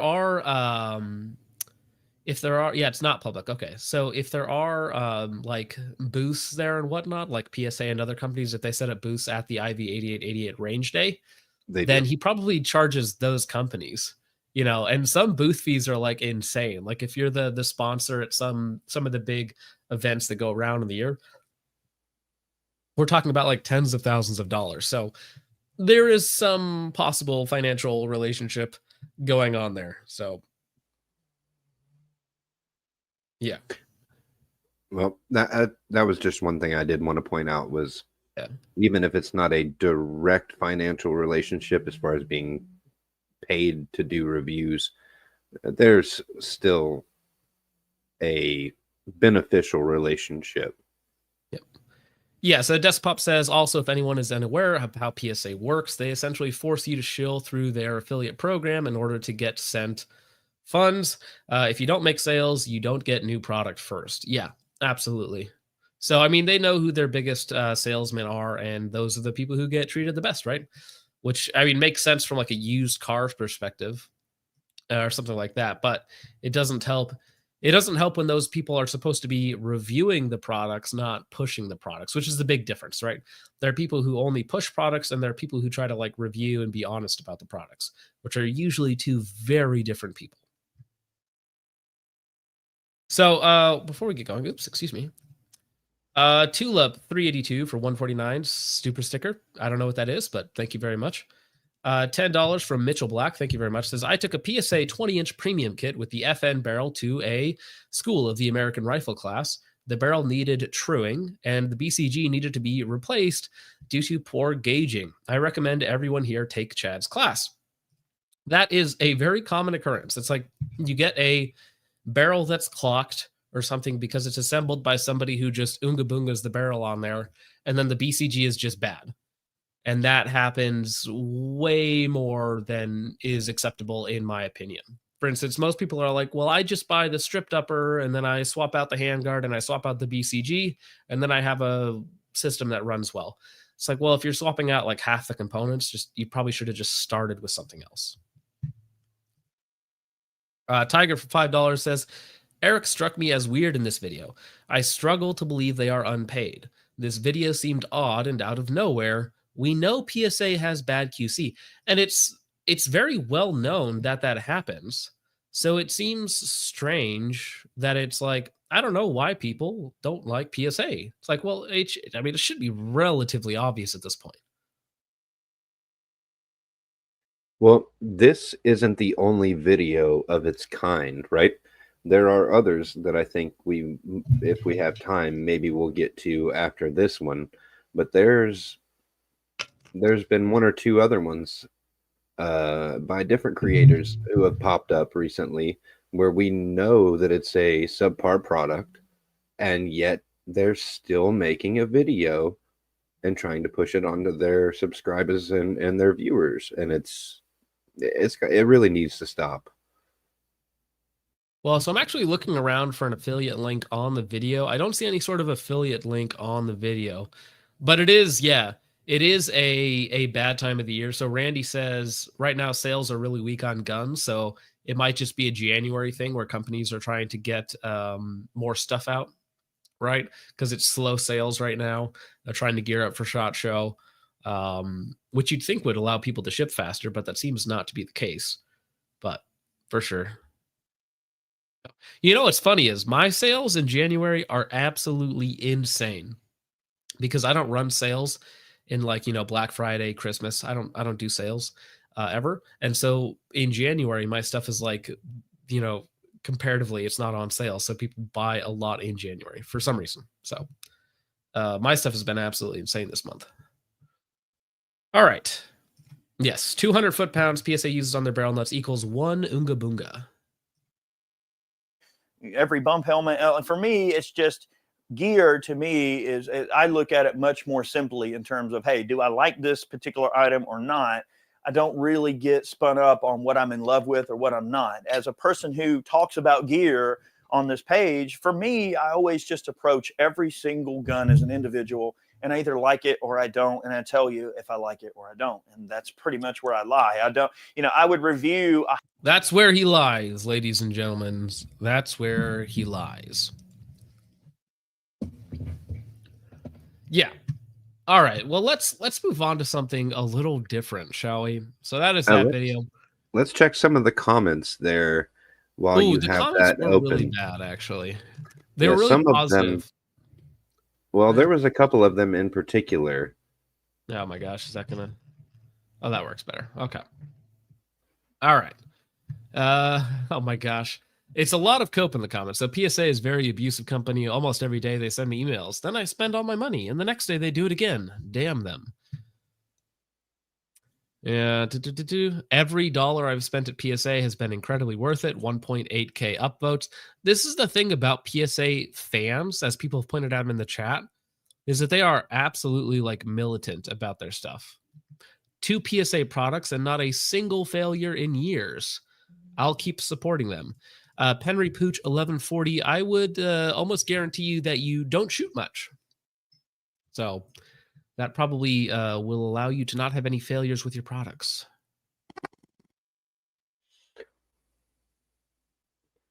Let's see. The beef is that it subtracts from Gucci AR's profit margins. No, I don't think so. I think a lot of these cheap companies are a pipeline to better brands, because people will buy something for not much money, and then after upgrading parts and then on their next buy will probably buy something nicer. So whereas a lot of these people might not have started with an expensive rifle, they'll almost always end up with an expensive rifle. So I think that it's like the Geisley to PSA, or the PSA to Geisley pipeline, I should say. There was one in particular where the guy was talking about his PSA and Bear Creek. Oh, no. And there was another one talking about how he bought his however long ago and cleans it often, basically stating that he's fired about 200 rounds through it, but has probably cleaned it 300 times. Well, I don't know where that one there's. Let's see. I had one comment said, American made, great products, American made, American values, made by Americans for Americans, including Bear Creek Arsenal. And I had to leave a comment on there stating, here it is. Nope, that was it. I'm sorry. Did I miss it? Nope, that wasn't it. I thought it was. Yeah, we can continue on. I'll find the comment later, and yeah, we can. But I mean, you get it. It is a lot of cope in there. But how about something a little different, a little change of pace? When EOTech entered the magnified optics game, they wanted to set themselves apart from the 2000s trailer music with a epic voiceover. I bet you weren't ready for that in 2025. competition, so they pushed the boundaries of what can be achieved. Doing so launched the Voodoo 5-25x50, one of the most compact, feature-rich rifle scopes on the market. Today, they epic music intensifies with a black background. Did it again with the super short Voodoo 3-9x32. Now, look at it. It's so cute. Look at it. It's a 3-9 with a ACOG mount. I think it's a mini ACOG mount on there. Look at it. It's so cute. It's so cute. Dude, you already said it, Unbidden Blitz. They turned those NC Star scopes into a real thing. I already pulled up the comparison. I already pulled that up. You beat me to it. But yeah, they did. That's hilarious. In a world of voiceovers, only one company can come up with an optic this silly looking. That's right, it's EOTech. I don't think I have the movie voice. For short Voodoo 3-9x32. Now, this ain't your grandpa's 3-9 scope. This second. despite the fact that it looks like your grandpa's 3-9 scope. And focal plane scope is only 6.8 inches long. What did you say, second or first? Grandpa's 3-9 scope. This second focal plane scope Second focal plane, which is fine. For a 3-9, it's like mid-range, I guess. It's very interesting. is only 6.8 inches long, and ideal for short to mid-range shooting. Well, see, they say ideal to short to mid-range, but they mean ideal mid-range. You don't want 3x up close, and 9x is a usable amount of magnification after like 700-800 yards. So it is an interesting optic. I will say that it's interesting, and it's not that expensive for an EOTech. We'll talk about that a little bit later. Dude, yeah, it's where did it go? Digital Fortress Mining had the right opinion.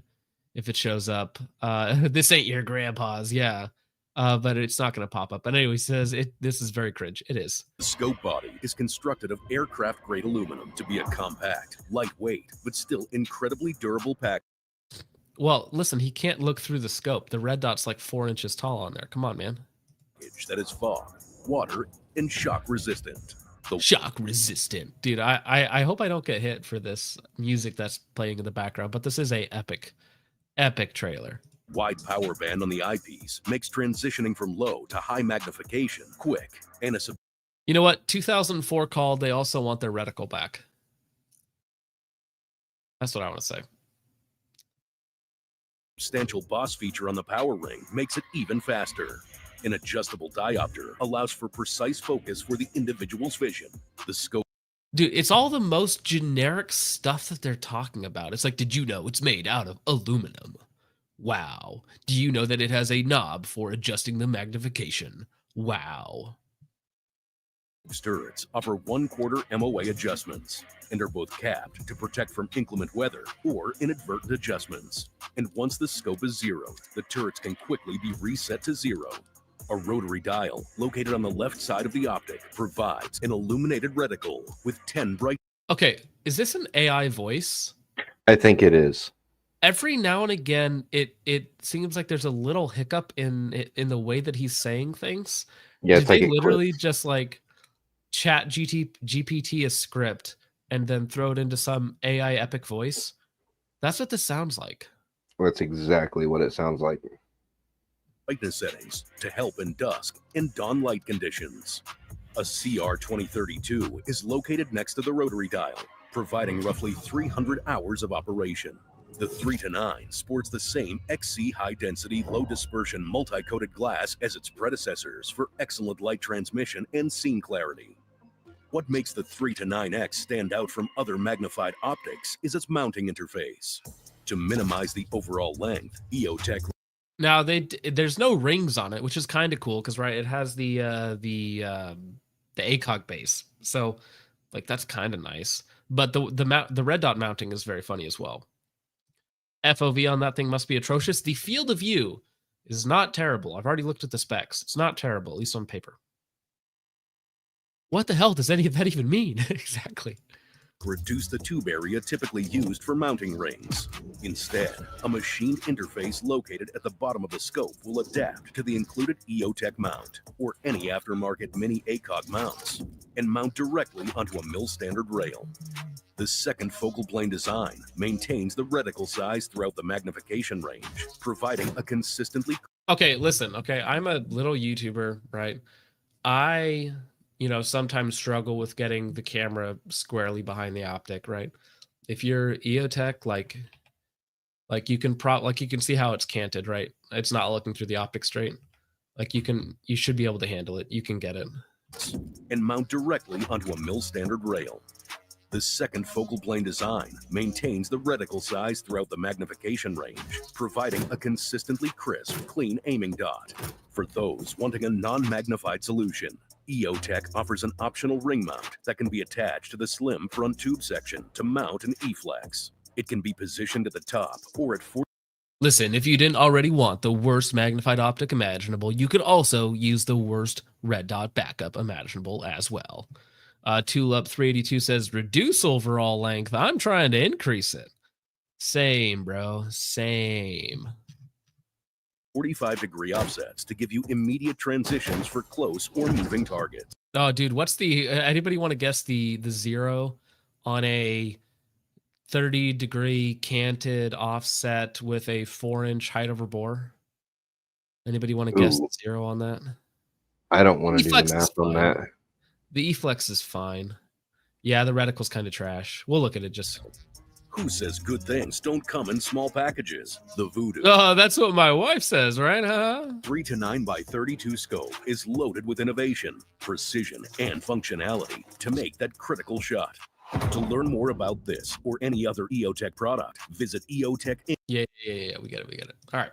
So anyways, so it'll be the street price, I would guess, of roughly $900, $950, something like that. No, you think it would be, but it is not. It is not, sir. It's real. It's here. It's EOTech. So you can, swing your little EOTech or your E-Flex or your, I think it's Delta Point Pro, any way you want on it. Can we get a picture of the reticle? They don't have pictures of the reticle. Of course they don't. Of course they don't. AI, aircraft grade aluminum. All right, so the weight is 16 ounces, which is not too heavy compared to like an LPVO or a traditional scope. 3X at 38 feet is actually pretty good. Pretty good, right? Japanese glass, all that sort of good stuff. Let's look at the reticle. Can we share this tab instead? So that's your reticle, guys. That leaves a lot to be desired. Not my favorite. Not my favorite. Artificial aluminum, exactly. Yeah, that's a pretty crappy reticle.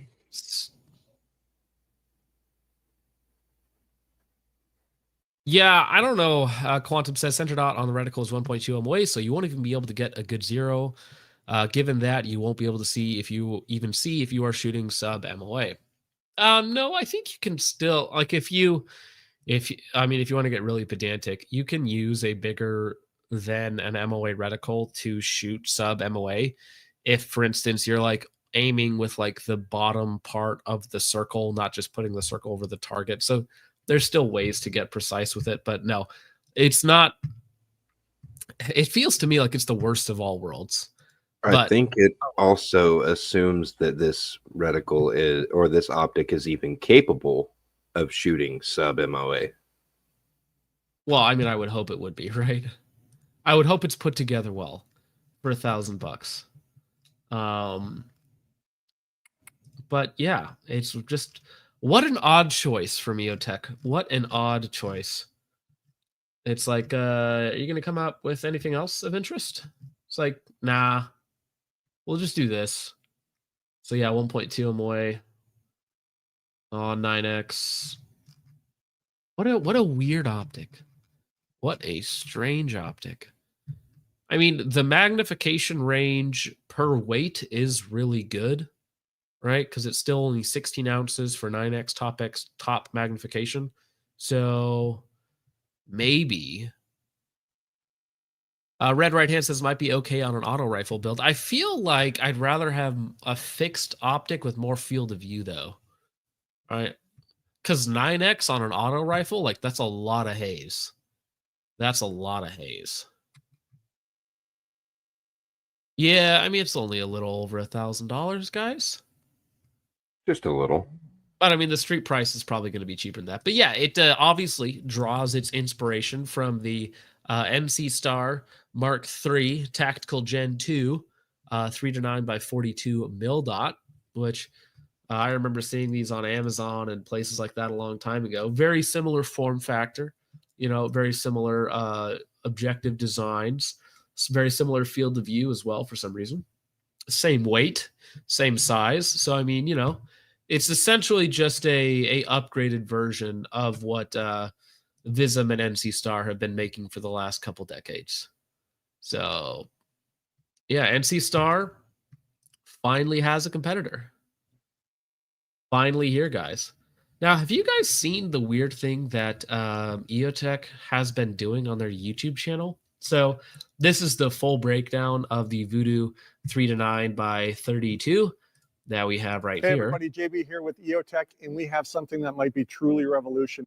But on their channel, if we just click on their channel, they have a lot of PSA products for some reason. Like the video they did just a few days ago, they have one of the new 308 Jackals, which is it better than a Scar, which is pretty much a puff piece video. I had to watch this one today. I was like, oh, this is not worth responding to, but it's a meaningless nonsense video. And then in this video, oops, sorry, not that one. Oh, I can't do that again. This one. Then on for this video, it's on a regular Jackal. So yeah, it's a Jackal. It's all PSA products. The last few videos on their channel have been PSA products. So yeah, UTG Bugbuster, 14 ounces. Yeah. Jackals and 308 Jackals. So it just seems kind of interesting that they're doing these videos on their channel. Strange, at least. But speaking of PSA, they have an update on the X57 that I thought we could watch. Yeah. Oh, did I audio?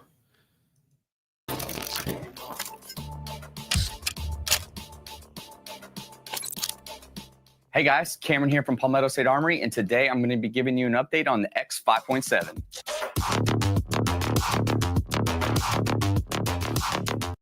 Definitely going to get hit for this music. Thank you, Palmetto State Armory. We wanted to give everyone an update on the... Yeah, the PLXC actually is the same weight. 17 ounces, so I think it was, 16.8 versus 17 ounces, or 16.9. So, yeah. I would rather have the PLXC. It's a good point. Good point. Yeah, they're definitely going to hit us for the audio, for the music on it. Right. Well, we'll see about that. We'll see how it goes. To keep everyone in the loop on where we are with the progress of getting this into the market. Just a quick overview of the gun itself again for all the new people out there watching this for the first time. This is a PDW style firearm that has a pistol brace on it that shoots 5.7 by 28. It will come standard with a 40 round mag, an AR-15 style charging handle, built-in Glock style front and rear sight. It's going to have an aluminum upper as well as a polymer lower. The X5.7 will feature an ambi safety as well as a front Picatinny rail. We are also developing a rail that will go on the front that will be also M-LOK, so if you decide to change it out and want M-LOK, you can do that as well. It's going to come standard with a threaded barrel that is 1/2 by 28 that comes shipped with a thread protector. Now, this does share some components as the Rock family of firearms, but this is going to be very funny. It is not a Rock chassis. This is its... The one at SHOT Show last year was a Rock chassis. It was quite literally a Rock slide and barrel inside of a plastic, like 3D printed mold. So maybe this is not just a Rock slide on the inside, but that's kind of what it looks like here. So we'll see if this is actually not just a Rock with a lot more parts versus just like putting a brace on a Rock, right? Its own independent firearm. As we told you guys in the last update video, all the tooling has been kicked off. Everything is in motion. This is still slated to launch this summer of 2025. Now, remember, the tooling part and being spun up to run, they said that about the STG-44 for a long time.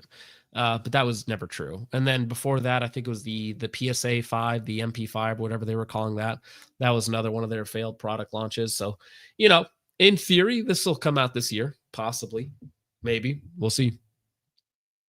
Oof, it looks like a movie prop gun from an Indian copy of John Wick. Yeah, I don't know. It doesn't need to be that big. Like modern PDWs, like the 320 chassis, even though we don't necessarily love 320s, or the 365 chassis, those do the PDW thing very well.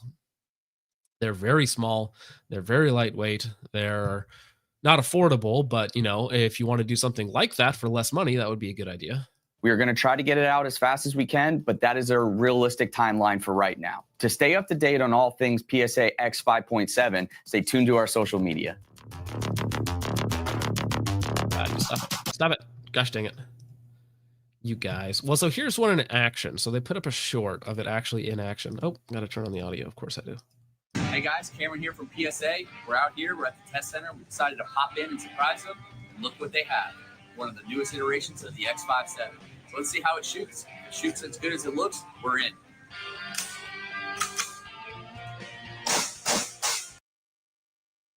I mean, yeah, it looks like a little 5.7 pistol.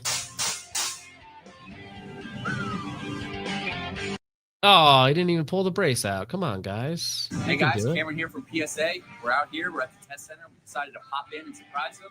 And look what they have. One of the newest iterations of the X57. So let's see how it shoots. If it shoots as good as it looks, we're in. How good do you guys think this thing looks? Because I'm not a fan of the looks. It cycles. Well, I mean, it should, right? It's a 5.7 rock, basically, in an aluminum frame, right? Takes 40 round mag. I think you can even see the pistol slide inside of that chassis. Like if you look really closely, the extractor is there on the outside. Like, yeah, I'm pretty sure that is just a slide tossed into a chassis. I mean, I guess it's nice because then you get the aluminum hole that has like all the pick on it, so you can mount all your stuff on it. But yeah, bad. It looks bad, hideous. They will find a way to goof it up. True. Well, that's more than the Tommy, but yeah, it is cycling. So, oof.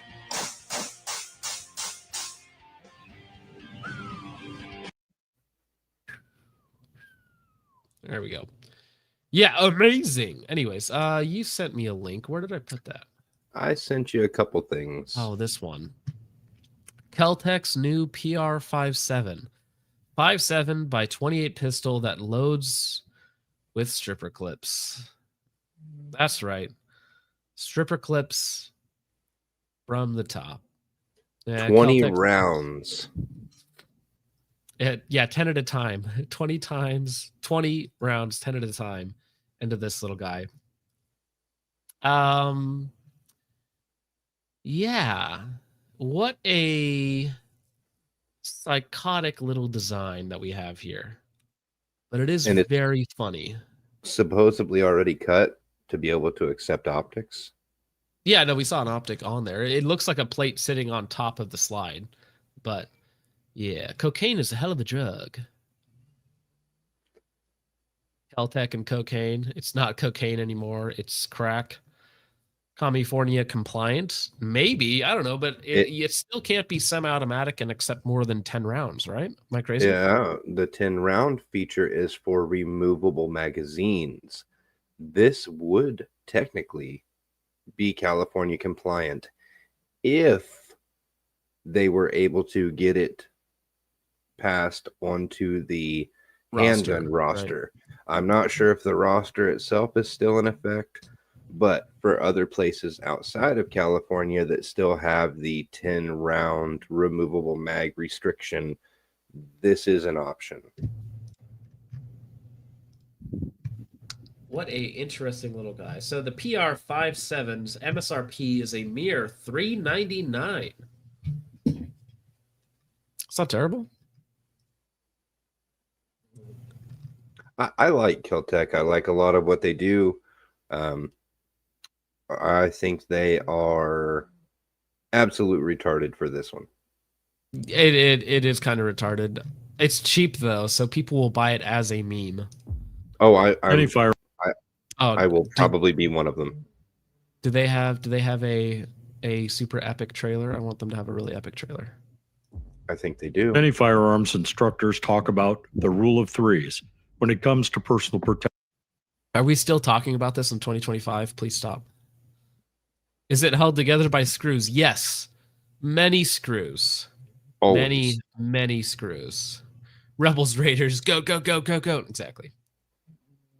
Protection and concealed carry. The rules suggest that most gunfights or dangerous encounters with a firearm occur within 3 yards. You know, this would make a lot more sense if, as he was opening up his safe, there was like crack rocks on the side, right? Because this is like the ultimate like crack house gun. Last 3 seconds or less and involve 3 or fewer gunshots. Your training or firearm choice should focus on a quick, close. 3 or fewer gunshots? I thought the statistic was 3 to 5 assailants usually. No.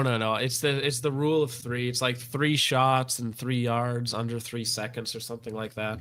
So that's the one that got floated around. It's just retarded. It's an insanely low standard. It means nothing. It's meaningless. Oh, I thought maybe it had something to do with the Freemasons and 333 or some No, crazy shit. although that is with all the cocaine they're on, it probably does. Yeah. Strange mindset for effective personal protection. Keltec set out to create the ultimate point-and-shoot personal protection pistol. No, stop it. Just say it's a meme. Say it's funny. We did it because it's funny. Just, that's what it is. It's funny. For effective personal protection. Keltec set out to create the ultimate point-and-shoot personal protection pistol, unencumbered by norms or status quo. It's a go-anywhere, everyday carry pistol that's extremely concealable and ready for everything from the boardroom. Who did they get to do the shooting stuff? Pistol that's extremely concealable and ready for everything from the boardroom to the backcountry or wherever your life and activities take you. It looks different. Oh my gosh, like 1 inch away. Jeez. He has 1 hit here in the gold or in the bullseye. That's good. 1 like 2 inches high. And then is that another hit at the top? Looks different. Wow, that was a lot of movement in that. Different.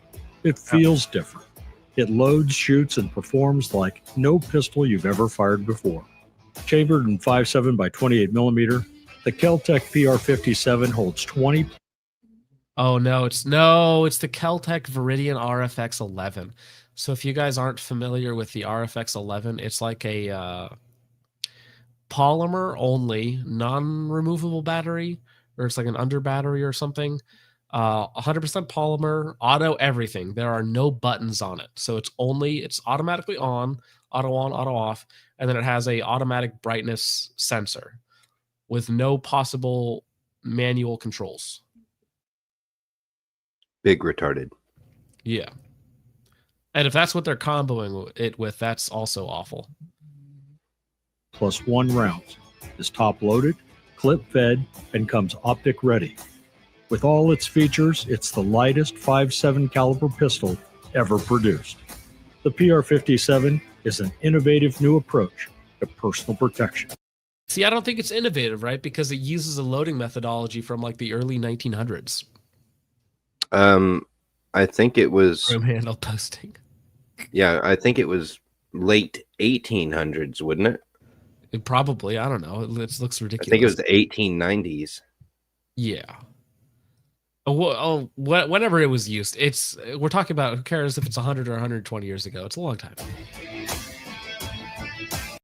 Look at the way this guy is doubled over, controlling for this massive 5.7 recoil in his hands.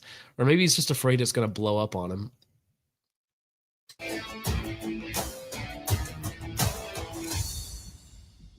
Although everybody that's shot this so far, it's looked like it does kick miserably. Or at least they're just not controlling the recoil. For effective personal protection, Keltec set out to create the personal protection.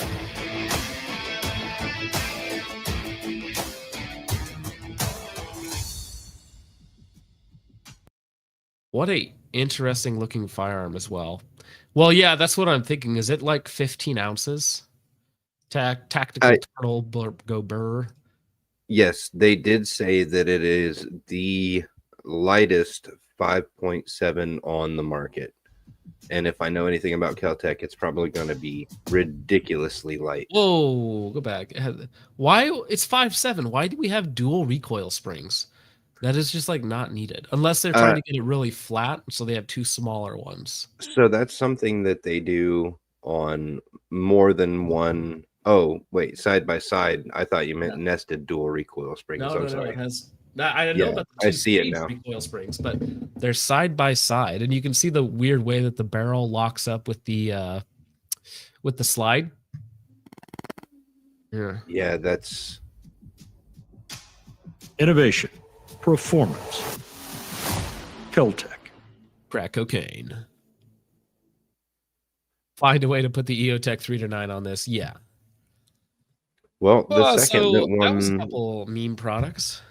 the second that one shows up in my local shop, I will be putting hands on to play with it just to see what it's all about. Probably 2 guide rods for 2 lines of cocaine. That's right. The extended grip model coming soon. 30-round pistol equals 3 springs. What a strange design choice. Kodiak, how do you unload it? You don't. Or you shoot it. What is the action? Pure adrenaline.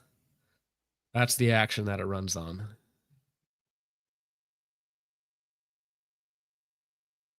Aaron Matthews for $5 has a serious question. I have a G43X, not MOS. Would you trust a micro dagger slide for EDC? I wouldn't. Why would I? You already have a G43X. I wouldn't. I mean, I of the products that PSA has made of late, like some of their ARs are like a decent value, and then like the dagger seems to be performing pretty well, but that's because it's a Glock, clone essentially. So like a lot of the Glock clones perform like okay because they're just copying what's already worked. So the dagger might be one of the few things of theirs that I hate the least, right? Where I think it's just fine. I think he's getting at it's almost as cheap to buy a micro dagger slide that's already cut for the exact optic that he'd be looking for versus having his 43X non-MOS cut to whatever he's going to be looking at. Yeah, but I would just take the Glock. It's a better gun. So why would you get a worse gun that has the optic that you want for carry, right? When you can just, for the same money, you can just get your slide cut. Because like a slide cut is probably only like 150, $200, right? Which is going to be the same cost as a dagger slide or, a full dagger upper or whatnot. But I would cut the slide rather than buy a subpar handgun. Because I don't know. I don't know personally. It's like the gun is the main thing, right? Have a good gun. I don't know why I would get a worse gun because it has like one extra feature that I want. No, I just cut mine. I think he was talking about just buying a micro dagger slide, but like they sell just the stripped bare slides for right, cheap. But even then, if I'm are you saying putting the slide on the G43X? Yeah, take just because you can order just the micro dagger slide all stripped out, and he would basically just rip the guts out of his 43X and put it into. Yeah, but then I'd still have to trust the slide as much. If you get it, if you buy it, and it's machined well and it all fits properly, that should be fine, right? But I don't know why I would take a gamble on this slide being machined properly when I already have a slide that's machined properly. It just needs an optic cut. So why wouldn't I just get my optic cut or my slide cut, right? Yeah. That's kind of where. That's what I would see if you can maybe find a 43X MOS or even because you should be able to also put a 48 MOS slide on it as well, right? Because the 43X and the 48 should take the exact same slide. So the 43X and 48 are the same grip. It's just a different slide. So, yeah, but I mean, thank you for the appreciate that. For the money, it just doesn't make much sense to get a dagger slide if you already have something. If you were to be building one out from scratch and it's just a range toy, yeah, sure. I can see that. Yeah. But already having this stuff, it just doesn't make sense. Well, you already have the good part, so I don't know why we gamble with another part when we can just take the good part that we already have and then pay somebody to cut it. That's what I would do. So, a lot of people answer your question, sir. A lot of people are scared to send off original equipment parts to be milled. That's one thing I've run into is people are like, well, what if it gets screwed up? Or it's like, yeah, okay, it happens. Rebels Raider says worse gun equals better knife fight. Yikes. That's what we're all trying to avoid. All right, last one. Grifting Gamer for $2 says the BD44 was imported by PTR as the PTR44. They are real. Yeah, so I remember that. So I don't know why they stopped doing that, or I know German import laws are not necessarily the easiest thing to get around, but listen, if people are willing to pay $5 grand, $6 grand for these things, like where there's a will, there's a way. So if they can figure out a way to get them in the country, people will buy them. Yeah. But before we end this, Richard, do you have anything that you want to say to these fine gentlemen of the chat? I just hope everybody's having a wonderful week, and go subscribe to the Out of Focus Clips channel. We're about to break a milestone there. And also join the Discord. We have fun over there. It's only mildly cancerous. I've been trying to keep it in line, but doing my best. Yeah, it's a wild place over there. And before we did close out, I did find the comment that I was talking about earlier on the IV88 comment section, and I sent it to you in Discord if you'd like to pull it up.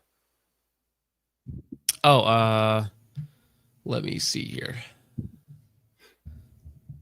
Oh dear, I can probably share it real fast. I should have pulled this up earlier when it was more relevant. So, as I love PSA and BCA, thank God for blue collar manufacturers, American made, American proud. I have both, and they're my go-to nowadays. I am fortunate to have a broad spectrum of products, and I love them all and use them all. Because of being an American with constitutional rights, I can choose to enjoy everything firearms/shooting sports. Excellent video, brother. Spot on. And then you responded, blue collar manufacturers, they were raided by ICE for employing dozens of illegal immigrants, right? Which is correct, yes. Barker Garstell famously got in trouble. As you see, that comment was deleted almost immediately. Yeah. And it's not there anymore. Ta-da! Yeah, but the other people underneath of it are just explaining to the guy, look, you're coping. Yeah. None of this is all garbage. The one guy said outright, the only thing that I would use a BCA upper for is a 22 long rifle conversion, and I believe I said that about 3 weeks ago now. I said that is the only legitimate use for one. But yeah, that's it for me tonight. I hope everybody's having a great night, and I'm going to go and get some more tea and try and get some rest. Sounds good. All right. Well, I hope you have a great night, sir. But let's go ahead. Let's go to that. And thank you to everybody for watching the stream. We'll be back maybe at SHOT Show, maybe before. I'm not really sure. But hopefully we are feeling good enough to get some more content out for you guys. So thank you all so much for watching. I hope you all enjoyed, and I will see you in the next one. God bless. Good night, gentlemen.